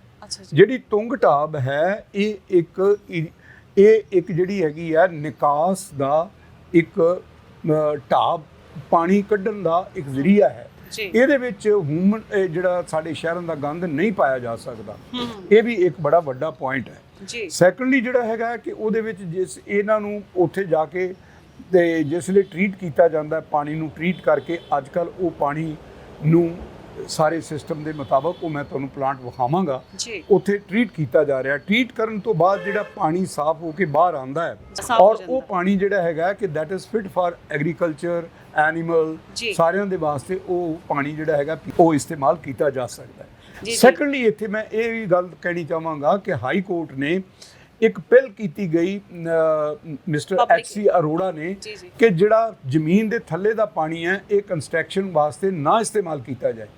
ਉਸ ਦੇ ਆਧਾਰ ਦੇ ਉੱਤੇ ਇਹ ਪਾਣੀ ਜਿਹੜਾ ਹੈਗਾ ਜਾਂ ਤਾਂ ਨਹਿਰੀ ਇਸਤੇਮਾਲ ਹੋਏ ਜਾਂ ਦਰਿਆਈ ਹੋਵੇ ਜਾਂ ਉਹ ਟਰੀਟ ਕੀਤਾ ਪਾਣੀ ਜਿੰਨੀਆਂ ਸਾਡੀਆਂ ਬਿਲਡਿੰਗਸ ਬਣ ਰਹੀਆਂ ਨੇ ਉਹਨਾਂ ਵਾਸਤੇ ਕੀਤਾ ਜਾਏ। ਮੈਨੂੰ ਸਭ ਤੋਂ ਵੱਡਾ ਦੁੱਖ ਇਹ ਹੈ ਕਿ ਟਰੀਟਮੈਂਟ ਹੋਣ ਤੋਂ ਬਾਅਦ, ਕਲੋਰੀਨੇਸ਼ਨ ਤੋਂ ਬਾਅਦ ਸੇਮ ਪਾਣੀ ਭੌਂ ਕੇ ਫਿਰ ਗੰਦੇ ਨਾਲੇ 'ਚ ਪਾਇਆ ਜਾ ਰਿਹਾ, ਉਹਨੂੰ ਇਰੀਗੇਸ਼ਨ ਵਾਸਤੇ ਇਸਤੇਮਾਲ ਨਹੀਂ ਕੀਤਾ ਜਾ ਸਕਦਾ। ਮੈਂ ਹਰ ਇੱਕ ਡਿਪਟੀ ਕਮਿਸ਼ਨਰ ਨੂੰ ਇਹ ਬੇਨਤੀ ਕੀਤੀ, ਸਰਕਾਰ ਨੂੰ ਬੇਨਤੀ ਕੀਤੀ ਕਿ ਇਹ ਪਾਣੀ ਦੇ ਨਾਲੇ ਖੋਦ ਕੇ ਜ਼ਮੀਨਾਂ ਵਿੱਚ ਪਹੁੰਚਾਇਆ ਜਾਏ ਤਾਂ ਕਿ ਇਹਦੇ ਨਾਲ ਇਰੀਗੇਸ਼ਨ ਹੋ ਸਕੇ। ਅਜੇ ਤੱਕ ਇਹ ਚੀਜ਼ ਇੰਪਲੀਮੈਂਟ ਨਹੀਂ ਹੋਈ ਹੈ। ਜੀ, ਤੇ ਇੱਕ ਤੁਸੀਂ ਹੱਡਾ ਰੋੜੀ ਦਾ ਜ਼ਿਕਰ ਕੀਤਾ ਕਿ ਜਿਹੜੇ ਡੈਡ ਐਨੀਮਲਸ ਪਏ ਹੁੰਦੇ ਨੇ ਉਹ ਬਹੁਤ ਜ਼ਿਆਦਾ ਪ੍ਰੋਬਲਮ ਕ੍ਰੀਏਟ ਕਰ ਰਹੇ ਨੇ ਅੰਮ੍ਰਿਤਸਰ ਜ਼ਿਲ੍ਹੇ ਵਿੱਚ। ਜੀ, ਇਹ ਇੱਕ ਪਬਲਿਕ ਇੰਟਰਸਟ ਲਿਟੀਗੇਸ਼ਨ ਤੁਸੀਂ ਹਾਈ ਕੋਰਟ ਵਿੱਚ ਦਾਇਰ ਕੀਤੀ, ਹਾਈ ਕੋਰਟ ਦੇ ਵਿੱਚ ਪਾਈ ਗਈ ਸੀ, ਜਿਸ ਦਾ ਨੰਬਰ ਹੈ 2032 2032 2006 ਦੇ ਵਿੱਚ ਇੱਕ ਲਿਟੀਗੇਸ਼ਨ ਪਾਈ ਗਈ ਜਿਸ ਦੇ ਵਿੱਚ ਇਹ ਮੰਗ ਸੀ ਕਿ ਭਗਤਾਂ ਵਾਲੇ ਦਾ ਡੰਪ ਜਿਹੜਾ ਹੈਗਾ ਇਹ ਇਲੀਗਲ ਹੈ ਔਰ ਕਿਸੇ ਬੰਦੇ ਨੇ ਉਹਦੇ ਕਿਸੇ ਅਥਾਰਟੀ ਨੇ ਉੱਥੇ NOC ਨਹੀਂ ਦਿੱਤੀ ਹੋਈ ਔਰ ਇਸ ਨੂੰ ਸ਼ਿਫਟ ਕਰਕੇ, ਕਿਉਂਕਿ ਉਹ ਆਬਾਦੀ ਦੇ ਵਿੱਚ ਹੈ। ਜੋ ਉਸ ਵੇਲੇ ਕਾਨੂੰਨ ਜਿਹੜਾ ਸੀ ਉਹ MSW ਰੂਲ 2000 ਲਾਗੂ ਹੁੰਦਾ ਸੀ 2006 ਦੇ ਵਿੱਚ। ਉਸ ਵੇਲੇ ਉਹਦੇ ਵਿੱਚ ਵਾਰਡ ਹੈ ਅੰਮ੍ਰਿਤਸਰ ਦਾ, ਉਹਦੇ ਵਿੱਚ ਇਹ ਸਥਿਤ ਹੈ। ਉਹਦੇ ਚਾਰੇ ਪਾਸੇ ਆਬਾਦੀ ਹੈ, ਉਹਦੇ ਨਾਲ ਜਿਹੜੀ ਐਡਜਸੈਂਟ ਹੈਗੀ ਹੈ ਦਾਣਾ ਮੰਡੀ ਹੈ, ਉੱਥੇ ਉਹ ਨਹੀਂ ਬਣਾਇਆ ਜਾ ਸਕਦਾ। ਰੂਲ 2000 ਦੇ ਮੁਤਾਬਕ ਉਹ ਰੇਲਵੇ ਲਾਈਨ ਦੇ ਕੋਲ ਨਹੀਂ ਹੋ ਸਕਦਾ। ਨੈਸ਼ਨਲ ਹਾਈਵੇ ਤੋਂ 1 ਕਿਲੋਮੀਟਰ ਦੂਰ ਹੋਣਾ ਚਾਹੀਦਾ ਹੈ, ਸਟੇਟ ਹਾਈਵੇ ਤੋਂ 500 ਮੀਟਰ ਦੂਰ ਹੋਣਾ ਚਾਹੀਦਾ ਹੈ। ਕਿਸੇ ਵੀ ਪਾਣੀ ਦੇ ਛੱਪੜ ਦੇ ਕੋਲ ਜਾਂ ਝੀਲ ਦੇ ਕੋਲ ਉਹ ਨਹੀਂ ਬਣਾਇਆ ਜਾ ਸਕਦਾ, ਕਿਸੇ ਆਰਚਰਡ ਦੇ ਕੋਲ ਨਹੀਂ ਬਣਾਇਆ ਜਾ ਸਕਦਾ। ਜਦੋਂ ਕਿ ਰੇਲਵੇ ਲਾਈਨ 1888 ਦੇ ਵਿੱਚ ਬਣ ਕੇ ਉਹ ਤਿਆਰ ਹੋ ਚੁੱਕੀ ਸੀ। ਉਸ ਰੇਲਵੇ ਲਾਈਨ ਦੇ ਨਾਲ ਔਰ ਉਹਦੇ ਅਸਰ ਦੇ ਨਾਲ ਜਿੰਨੇ ਰੇਲਵੇ ਲਾਈਨ ਦੇ ਨਾਲ ਰੁੱਖ ਸਨ ਉਹ ਸਾਰੇ ਦੇ ਸਾਰੇ ਜਲ ਕੇ ਸੜ ਕੇ ਖਤਮ ਹੋ ਚੁੱਕੇ ਨੇ ਬਿਕਾਜ਼ ਆਫ ਦਾ ਡੈਮ। ਅਸੀਂ ਕਿਹਾ ਕਿ ਇਸ ਡੰਪ ਨੂੰ ਇੱਥੋਂ ਹਟਾਇਆ ਜਾਏ ਕਿਉਂਕਿ ਇਹ ਇਨਹਿਬਿਟਡ ਏਰੀਆ ਦੇ ਵਿੱਚ ਹੈ, ਪਰ ਗਵਰਨਮੈਂਟ ਬਾਜਿਦ ਰਹੀ। ਉਹਨਾਂ ਨੇ ਕਿਹਾ ਅਸੀਂ ਇੱਥੇ ਮਸ਼ੀਨਾਂ ਲਾ ਦਿੰਦੇ ਹਾਂ ਜਿਹਦੇ ਨਾਲ ਅਸੀਂ ਇਸ ਨੂੰ ਪ੍ਰੋਸੈਸ ਕਰ ਦਿਆਂਗੇ ਔਰ ਇੱਥੇ ਕੋਈ ਪ੍ਰੋਬਲਮ ਨਹੀਂ ਰਹੇਗਾ। ਦੈਨ ਆਈ ਕੋਟਡ ਕਿ ਇਸੇ ਤਰ੍ਹਾਂ ਹੀ ਸਰਕਾਰ ਨੇ ਕਾਰਬਾਈਡ ਇੰਡਸਟਰੀ ਨੂੰ ਇਜਾਜ਼ਤ ਦੇਤੀ ਕਿ ਇੱਥੇ ਆਪਦਾ ਜ਼ਹਿਰ ਬਣਾਉਣ ਦਾ ਕਾਰਖਾਨਾ ਲਾ ਲਓ ਭੋਪਾਲ ਦੇ ਵਿੱਚ, ਤੇ ਅਲਟੀਮੇਟਲੀ ਇੱਕ ਦਿਨ ਉਹ ਟੈਂਕਰ ਲੀਕ ਕਰ ਗਿਆ ਤੇ ਹਜ਼ਾਰਾਂ ਦੀ ਤਾਦਾਦ ਦੇ ਵਿੱਚ ਲੋਕ ਮਰੇ ਔਰ ਹਜ਼ਾਰਾਂ ਦੀ ਲੋਕ ਜਿਹੜੇ ਨੇ ਉਹ ਅਪੰਗ ਹੋਏ। ਲੋਕਾਂ ਨੂੰ ਦੌੜਨਾ ਪਿਆ ਉਹ ਸ਼ਹਿਰ ਛੱਡ ਕੇ। ਔਰ ਇਹੋ ਜਿਹੀ ਟ੍ਰੈਜਡੀ ਫਿਰ ਇੱਥੇ ਵੀ ਹੋ ਸਕਦੀ ਹੈ ਜਦੋਂ ਵੀ ਇੱਥੇ ਅੱਗ ਲੱਗਦੀ। ਜਿੱਥੇ ਅਸੀਂ ਡੰਪ ਕਰ ਦਿੰਦੇ ਹਾਂ ਉੱਥੇ ਉਹ ਡੀਗ੍ਰੇਡ ਹੋਣਾ ਸ਼ੁਰੂ ਹੁੰਦਾ ਹੈ। ਜਿਸ ਵੇਲੇ ਉਹਦੀ ਬਾਇਓ ਡੀਗ੍ਰੇਡੇਸ਼ਨ ਸ਼ੁਰੂ ਹੁੰਦੀ ਹੈ ਤੇ ਨਾਲੋਂ ਨਾਲ ਹੀ ਉਹਦੇ ਮੀਥੇਨ ਪੈਦਾ ਹੋ ਜਾਂਦੀ ਹੈ। ਮੀਥੇਨ ਜਿਹੜੀ ਹੈਗੀ ਹੈ ਇਹ ਇਨਫਲੇਮੇਬਲ ਹੈ। ਉਹ ਕੀ ਕਰਦੇ ਨੇ, ਉਹਨੂੰ ਅੱਗ ਲੱਗ ਜਾਂਦੀ ਹੈ। ਜੇ ਤੁਸੀਂ ਅੱਗ ਬੁਝਾਓਗੇ ਅੱਗ ਫਿਰ ਸੁਲਗਦੀ ਰਹੇਗੀ, ਅੱਗ ਫਿਰ ਲੱਗ ਜਾਏਗੀ ਕਿਉਂਕਿ ਮੀਥੇਨ ਜਿਹੜਾ ਹੈ ਉੱਥੇ ਅੱਗ ਲੱਗਣ ਵਾਲੀ ਗੈਸ ਪੈਦਾ ਹਮੇਸ਼ਾ ਹੋ ਰਹੀ ਹੈ। ਜਿੰਨਾ ਚਿਰ ਉਹਨੂੰ ਨਹੀਂ ਤੁਸੀਂ ਬੰਦ ਕਰਦੇ, ਪ੍ਰੋਸੈਸ ਕਰਦੇ, ਉਹਨਾਂ ਚਿਰ ਜਿਹੜਾ ਹੈਗਾ ਕਿ ਅੱਗ ਰੋਜ਼ ਲੱਗੇਗੀ, ਰੋਜ਼ ਹੋਏਗਾ। ਫਿਰ ਉਹ ਜਿਸ ਵੇਲੇ ਤੁਰਦੀ ਹੈ ਉਹ ਇੰਨਾ ਕੁ ਧੂੰਆਂ ਹੁੰਦਾ, ਲੋਕਾਂ ਦੀ ਆਬਾਦੀ, ਲੋਕਾਂ ਦੀ ਕੋਈ ਇੱਥੇ ਬੰਦਾ ਨਹੀਂ ਸੁਣ ਰਿਹਾ, ਹਾਈ ਕੋਰਟ ਦੇ ਰੂਲ ਨੂੰ ਕੋਈ ਨਹੀਂ ਮੰਨ ਰਿਹਾ। ਇਹ ਸਾਰੇ ਦਾ ਸਾਰਾ ਜੋ ਕੁਝ ਵੀ ਹੈ ਇਹ ਇੱਕ ਕਿਸਮ ਦਾ ਪਬਲਿਕ ਕ੍ਰਾਈਸਿਸ ਹੈ ਜਿਸ ਨੂੰ ਕਿ ਗਵਰਨਮੈਂਟ ਅੱਖਾਂ ਬੰਦ ਕਰਕੇ ਉੱਥੇ ਚੱਲਣ ਦੇ ਰਹੀ ਹੈ। ਜੀ ਤੇ ਤੁਹਾਨੂੰ ਹਾਈ ਕੋਰਟ ਤੋਂ ਉਸ ਚੀਜ਼ ਦਾ ਰਿਲੀਫ ਮਿਲਿਆ ਹੋਵੇਗਾ ਜਿਹੜੀ ਤੁਸੀਂ ਪਬਲਿਕ ਇੰਟਰਸਟ ਲਿਟੀਗੇਸ਼ਨ ਉੱਥੇ ਪਾਈ ਸੀਗੀ ਉਹਦੇ ਵਿੱਚ ਤੁਹਾਨੂੰ ਦੋ ਤਰ੍ਹਾਂ ਦੇ ਰਿਲੀਫ ਮਿਲੇ ਨੇ ਉਹ ਕਿਹੜੇ ਰਿਲੀਫ ਮਿਲੇ ਸੀਗੇ ਉਹ ਰਿਲੀਫ ਇਹ ਮਿਲੇ ਸੀ ਜੀ ਕਿ ਪਹਿਲੀ ਗੱਲ ਤਾਂ ਇਹ ਹੈ ਕਿ ਉੱਥੇ 6 ਮਹੀਨੇ ਦੇ ਅੰਦਰ ਅੰਦਰ ਜੋ ਵੀ ਹੈ ਕਾਰਵਾਈ ਕੀਤੀ ਜਾਏ ਜੀ ਜਦੋਂ ਕਿ ਅਸੀਂ ਉਹਦੀ ਅਲਟਰਨੇਟਿਵ ਸਾਈਟ ਦਿੱਤੀ ਤੇ ਉਸ ਵੇਲੇ ਰਜਤ ਅਗਰਵਾਲ ਡਿਪਟੀ ਕਮਿਸ਼ਨਰ ਸੀ ਔਰ ਉਹਨਾਂ ਨੂੰ ਹਾਂਜੀ ਉਹਨਾਂ ਨੂੰ ਮੈਂ ਦੱਸਿਆ ਕਿ ਆਹ 65 ਏਕੜ ਜ਼ਮੀਨ ਹੈ ਲੋਕ ਦੇਣ ਵਾਸਤੇ ਤਿਆਰ ਹੈ ਇਹ ਉਸੇ ਜਗ੍ਹਾ ਦੇ ਕੋਲ ਹੈ ਜਿੱਥੇ ਕਿ ਤੁਹਾਡਾ ਵਾਟਰ ਟ੍ਰੀਟਮੈਂਟ ਪਲਾਂਟ ਲੱਗਾ ਹੈ ਜੀ ਤੇ ਉਹ ਉੱਥੇ ਰਸਤਾ ਵੀ ਜਿਹੜਾ ਹੈਗਾ ਡਬਲ ਹੈ ਆਵਾਜਾਈ ਜਿਹੜੀ ਹੈਗੀ ਹੈ ਪੂਰੀ ਹੋ ਸਕਦੀ ਹੈ ਇਸ ਵਾਸਤੇ ਇਸ ਡੰਪ ਨੂੰ ਉਠਾ ਕੇ ਤੁਸੀਂ ਉੱਥੇ ਲੈ ਜਾਓ ਔਰ ਇਹ ਜ਼ਮੀਨ ਦੀ ਕੀਮਤ ਇੰਨੀ ਹੈਗੀ ਹੈ ਇਹਨੂੰ ਵੇਚ ਕੇ ਤੁਸੀਂ ਉਹ ਜ਼ਮੀਨ ਦੇ ਖਰੀਦੋਗੇ ਤੇ ਉਹਦੇ ਚੋਂ ਪੈਸੇ ਬਚ ਵੀ ਜਾਣਗੇ ਪਰ ਸਰਕਾਰ ਦੇ ਉਸ ਵੇਲੇ ਕੀ ਹੋਇਆ ਕਿ ਅਜੇ ਇਹ ਪ੍ਰੋਸੈਸ ਦੇ ਵਿੱਚ ਹੀ ਸੀ ਕਿ ਰਜਤ ਅਗਰਵਾਲ ਸਾਹਿਬ ਦੀ ਇੱਥੋਂ ਟ੍ਰਾਂਸਫਰ ਲੁਧਿਆਣੇ ਹੋਊਗੀ ਉਸ ਤੋਂ ਬਾਅਦ ਇਹ ਸਾਰਾ ਮਾਮਲਾ ਖਟਾਈ ਸਰ ਤੁਸੀਂ ਜਿਹੜੀ ਗੱਲ ਕੀਤੀ ਹੈ ਹਾਈ ਕੋਰਟ ਤੋਂ ਤੁਹਾਨੂੰ ਰਿਲੀਫ ਮਿਲਿਆ ਜਿਹੜੇ ਤੁਹਾਨੂੰ ਇਹ ਸੈਂਕਸ਼ਨ ਹੋਈ ਹੈ ਕਿ ਇਹਦਾ ਹੱਲ ਕੀਤਾ ਜਾਵੇ ਹੱਡਾ ਰੋੜੀ ਦੀ ਗੱਲ ਕਰ ਰਹੇ ਹੋ ਜਾਂ ਜਿਹੜਾ ਹੈਗਾ MSW ਦੀ ਤੁਹਾਨੂੰ ਸੈਂਕਸ਼ਨ ਹੋਈ ਹੈਗੀ ਆ ਹਾਂਜੀ ਤੇ ਉਹ ਸਾਰਾ ਟ੍ਰੀਟਮੈਂਟ ਜਿਹੜਾ ਪਲਾਂਟ ਕਿਹਾ ਜਾਂ ਉਹਨਾਂ ਨੇ ਕਿਹਾ ਕਿ ਤੁਹਾਨੂੰ ਜਗ੍ਹਾ ਅਲਾਟ ਕੀਤੀ ਜਾਵੇ ਉਸ ਜਗ੍ਹਾ ਭਗਤਾਂ ਵਾਲਾ ਦੀ ਜਗ੍ਹਾ ਤੇ ਕੋਈ ਆਲਟਰਨੇਟਿਵ ਤੁਸੀਂ ਉਹਨਾਂ ਨੂੰ ਦਿੱਤਾ ਹੈਗਾ ਉਹ ਹਾਈ ਕੋਰਟ ਤੋਂ ਤੁਹਾਨੂੰ ਰਿਲੀਫ ਮਿਲ ਚੁੱਕਾ ਹੈਗਾ ਪਰ ਉਸ ਟਾਈਮ ਤੇ ਤੁਸੀਂ ਕਹਿ ਰਹੇ ਹੋ ਕਿ ਜਿਹੜੇ DC ਸਾਹਿਬ ਸੀਗੇ ਅੰਮ੍ਰਿਤਸਰ ਉਹਨਾਂ ਨੇ ਇਹਦੇ ਤੇ ਕੰਮ ਨਹੀਂ ਕੀਤਾ ਜਾਂ ਉਹ ਕਰ ਨਹੀਂ ਪਾਏ ਉਹਨਾਂ ਨੇ ਕਰਨਾ ਚਾਹਿਆ ਮਗਰ ਉਹਨਾਂ ਦੀ ਟ੍ਰਾਂਸਫਰ ਹੋ ਗਈ ਸੀ ਉਹ ਕਰ ਨਹੀਂ ਪਾਏ ਬਟ ਉਸ ਤੋਂ ਬਾਅਦ ਵੀ ਕਿਸੇ ਨੇ ਉਹਨੂੰ ਇੰਪਲੀਮੈਂਟ ਕਰਨ ਦੀ ਕੋਸ਼ਿਸ਼ ਨਹੀਂ ਕੀਤੀ ਜੀ ਤੇ ਤੁਸੀਂ ਚਾਹੁੰਦੇ ਹੋ ਕਿ ਉਹ ਜਿਹੜੀ ਹੈਗੀ ਆ 2013 ਦੀ ਗੱਲ ਹੈਗੀ ਆ ਹਜੇ ਤੱਕ ਲਾਗੂ ਨਹੀਂ ਹੋਈ ਉਹਨਾਂ ਨੂੰ ਲਾਗੂ ਕਰਨਾ ਚਾਹੀਦਾ ਹੈ ਜਿਹੜੇ ਕਿ ਕਈ ਸਾਲ ਹੋ ਗਏ ਨੇ ਹੁਣ 2022 ਚੱਲ ਰਿਹਾ ਇਹਦੇ ਚ ਇੱਕੋ ਪੁਆਇੰਟ ਹੈ ਜੀ ਕਿ ਬੇਸ਼ੱਕ 2000 ਦੇ ਰੂਲ ਜਿਹੜੇ ਨੇ ਕਿ ਓਵਰਰਾਈਡ 2016 ਚ ਹੋ ਗਏ ਨੇ ਪਰ ਫਿਰ ਵੀ ਉਹ ਉਹੀ ਨੇ ਕਿ ਪਬਲਿਕ ਇਨਹਿਬਿਟਡ ਏਰੀਆ ਵਿੱਚ ਨਹੀਂ ਲਾਇਆ ਜਾ ਸਕਦਾ ਕਿਉਂਕਿ ਪਬਲਿਕ ਉਦੋਂ ਇਹ ਡੰਪ ਬਣਾਉਣ ਤੋਂ ਪਹਿਲੇ ਪਬਲਿਕ ਉੱਥੇ ਰਹਿ ਰਹੀ ਸੀ ਦਾਣਾ ਮੰਡੀ ਉੱਥੇ ਮੌਜੂਦ ਸੀ ਰੇਲਵੇ ਲਾਈਨ ਉੱਥੇ ਮੌਜੂਦ ਸੀ ਫਿਰ ਸਰਕਾਰ ਨੇ ਉੱਥੇ ਡੰਪ ਕਰਨਾ ਕਿਉਂ ਸ਼ੁਰੂ ਕੀਤਾ ਸਰਕਾਰ ਨੇ ਆਪ ਗਲਤੀ ਕੀਤੀ ਹੈ ਸਰਕਾਰ ਦੇ ਕਾਨੂੰਨ ਸਰਕਾਰ ਨੇ ਖੁਦ ਤੋੜਿਆ ਸੈਕੰਡ ਚੀਜ਼ ਕਿ ਇੱਥੇ ਡੰਪ ਹੋਣਾ ਕਿਉਂ ਸ਼ੁਰੂ ਹੋਇਆ ਕਿਉਂਕਿ ਜਿਹੜਾ ਸਾਡਾ ਰਾਜਾ ਸਾਂਸੀ ਹਵਾਈ ਅੱਡਾ ਹੈ ਉਹਨੂੰ ਇੰਟਰਨੈਸ਼ਨਲ ਹਵਾਈ ਅੱਡਾ ਬਣਾਉਣਾ ਸੀ ਜਿਸ ਵੇਲੇ ਉਹਦਾ ਜੋ ਕ੍ਰੋ ਫਲਾਈ ਐਂਗਲ ਹੁੰਦਾ ਹੈ ਉਸ ਲਾਈਨ ਦੇ ਉੱਤੇ ਸਾਡਾ ਪਹਿਲੇ ਇੱਥੇ ਦੋ ਡੰਪ ਚੱਲ ਰਹੇ ਸੀ ਇੱਕ ਨਰੈਣਗੜ੍ਹ ਤੇ ਇੱਕ ਚਬਾਲ ਰੋਡ ਦੇ ਉੱਤੇ ਉਹ ਦੋਵੇਂ ਬੰਦ ਕਰਨੇ ਪਏ ਕਿਉਂਕਿ ਉਹ ਹਵਾਈ ਅੱਡੇ ਵਾਲਿਆਂ ਨੇ ਕਿਹਾ ਵੀ ਇਹਨਾਂ ਨੂੰ ਬੰਦ ਕਰੋ ਕਿਉਂਕਿ ਉੱਥੇ ਬਰਡਸ ਆ ਜਾਂਦੇ ਨੇ ਬਰਡ ਹਿੱਟ ਹੋਏਗੀ ਹਵਾਈ ਜਹਾਜ਼ ਦੇ ਅੱਗੇ ਇਸ ਵਾਸਤੇ ਉਹ ਬੰਦ ਕਰਨੇ ਪਏ ਇਹਨਾਂ ਨੇ ਆਖਿਆ ਵੀ ਤੀਜੀ ਥਾਂ ਕਿਹੜੀ ਹੈ ਇਹ ਇੰਪਰੂਵਮੈਂਟ ਟਰਸਟ ਦੀ ਜਾਂ ਪਹਿਲੇ ਕਾਰਪੋਰੇਸ਼ਨ ਦੀ ਸੀ ਇਹਨਾਂ ਦੋਵਾਂ ਦੇ ਵਿੱਚ ਆਪਸ ਦੇ ਲੈਣ ਦੇਣ ਚੱਲਦਾ ਰਿਹਾ ਉਹ ਕਦੇ ਉਹਨਾਂ ਕੋਲ ਗਈ ਕਦੇ ਇਹਨਾਂ ਕੋਲ ਆਈ ਉਸ ਤੋਂ ਬਾਅਦ ਜਿਹੜਾ ਹੈਗਾ ਕਿ ਉਸ ਕਾਰਪੋਰੇਸ਼ਨ ਦਾ ਜਿਹੜੀ ਜ਼ਮੀਨ ਖਾਲੀ ਪਈ ਸੀ ਇਹਨਾਂ ਨੇ ਆਖਿਆ ਕਿ ਇੱਥੇ ਸਿੱਟੋ ਕਿਉਂਕਿ ਉਹਦੇ ਨਾਲ ਇੱਕ ਪੱਠਾ ਸੀ ਪੱਠੇ ਵਾਲਿਆਂ ਨੇ ਮਿੱਟੀ ਚੁੱਕ ਕੇ ਤੇ ਉੱਥੇ ਇੱਕ ਡਿਪਰੈਸ਼ਨ ਬਣਾ ਰੱਖਿਆ ਸੀ ਪੱਠੇ ਦੇ ਅਗਲੇ ਪਾਸੇ ਇੱਕ ਬਾਗ ਸੀ ਉਹ ਬਾਗ ਅੱਜ ਕੱਲ੍ਹ ਖਤਮ ਹੋ ਚੁੱਕਾ ਹੈ ਬਿਕਾਜ਼ ਆਫ ਦਿਸ ਡੰਪ ਖਤਮ ਹੋ ਚੁੱਕਾ ਹੈ ਸੈਕੰਡ ਚੀਜ਼ ਇਸ ਜਗ੍ਹਾ ਨੂੰ ਕੋਈ ਵੀ ਰੈਵਨਿਊ ਰਿਕਾਰਡ ਦੇ ਮੁਤਾਬਕ ਰਸਤਾ ਨਹੀਂ ਜਾਂਦਾ ਹੈ ਸਰਕਾਰ ਨੇ ਫਿਰ ਇਹੋ ਜਿਹਾ ਕਰਨਾ ਕਿਉਂ ਸ਼ੁਰੂ ਕੀਤਾ ਸਰਕਾਰ ਨੇ ਸਾਰਾ ਗੰਦ ਥਰੂ ਦਾਣਾ ਮੰਡੀ ਦੇ ਢੋਇਆ ਇੱਥੇ ਜਿਸ ਲਈ ਅਸੀਂ ਇਹ ਚੀਜ਼ ਨੂੰ ਪੁੱਟ ਅਪ ਕੀਤਾ ਅਸੀਂ ਕਮੇਟੀ ਨੂੰ ਜੋ ਮਾਰਕੀਟ ਕਮੇਟੀ ਨੂੰ ਪੁੱਛਿਆ ਇਹ ਤੁਸੀਂ ਗੰਦ ਕਿਉਂ ਫੈਲਾ ਰਹੇ ਜੀ ਇਹ ਦਾਣਿਆਂ ਵਿੱਚ ਰਲੇਗਾ ਉਹਨਾਂ ਨੇ ਫਿਰ ਨੋਟਿਸ ਦਿੱਤੇ ਫਿਰ ਇਹਨਾਂ ਨੇ ਇੱਕ ਉੱਤੋਂ ਦੀ ਰਾਹ ਹੁਣ ਬਣਾਇਆ ਹੈ ਜਿਹੜਾ ਕਿ 4-5 ਸਾਲ ਹੋਏ ਨੇ ਇਹਨਾਂ ਨੇ ਹੁਣ ਬਣਾਇਆ ਹੈ ਅਜੇ ਤੱਕ ਜਿਹੜਾ ਸੀ ਉਹ ਦਾਣਾ ਮੰਡੀ ਦੇ ਵਿੱਚੋਂ ਹੀ ਜਾ ਕੇ ਸਿੱਟਿਆ ਜਾਂਦਾ ਸੀ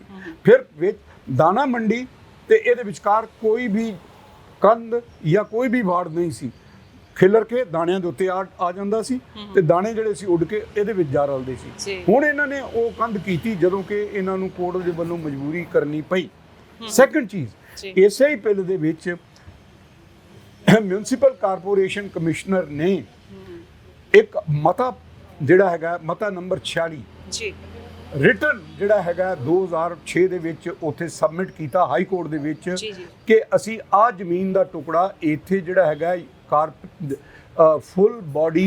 ਫੁੱਲ ਐਨੀਮਲ ਬਾਡੀ ਫਾਲਨ ਅਸੀਂ ਮਰੇ ਹੋਏ ਐਨੀਮਲ ਨੂੰ ਫਾਲਨ ਬਾਡੀਜ਼ ਕਹਿੰਦੇ ਫਾਲਨ ਐਨੀਮਲਸ ਦਾ ਕਾਰਕਸ ਯੂਟਿਲਾਈਜੇਸ਼ਨ ਪਲਾਂਟ ਉੱਥੇ ਲਾਇਆ ਜਾਏਗਾ ਦੈਨ ਜਿਸ ਵੇਲੇ ਇਹ ਉੱਥੇ ਦਿੱਤਾ ਗਿਆ ਕਿਉਂਕਿ ਇਹਨਾਂ ਨੇ ਖਾਨਾ ਪੂਰਤੀ ਕਰਨੀ ਸੀ ਹਾਈ ਕੋਰਟ ਦੀ ਉਸ ਬਿੱਲ ਦੀ ਤੇ ਸੈਕਟਰੀ ਨੇ ਇੱਕ ਚਿੱਠੀ ਲਿਖੀ ਮਿਊਨਿਸਪਲ ਕਮਿਸ਼ਨਰ ਨੂੰ ਤੁਰੰਤ ਇਸ ਤੇ ਕਾਰਵਾਈ ਕਰਦੇ ਹੋਏ ਉੱਥੇ ਬਣਾਇਆ ਜਾਏ ਜੋ ਅੱਜ ਤੱਕ ਨਹੀਂ ਬਣਿਆ।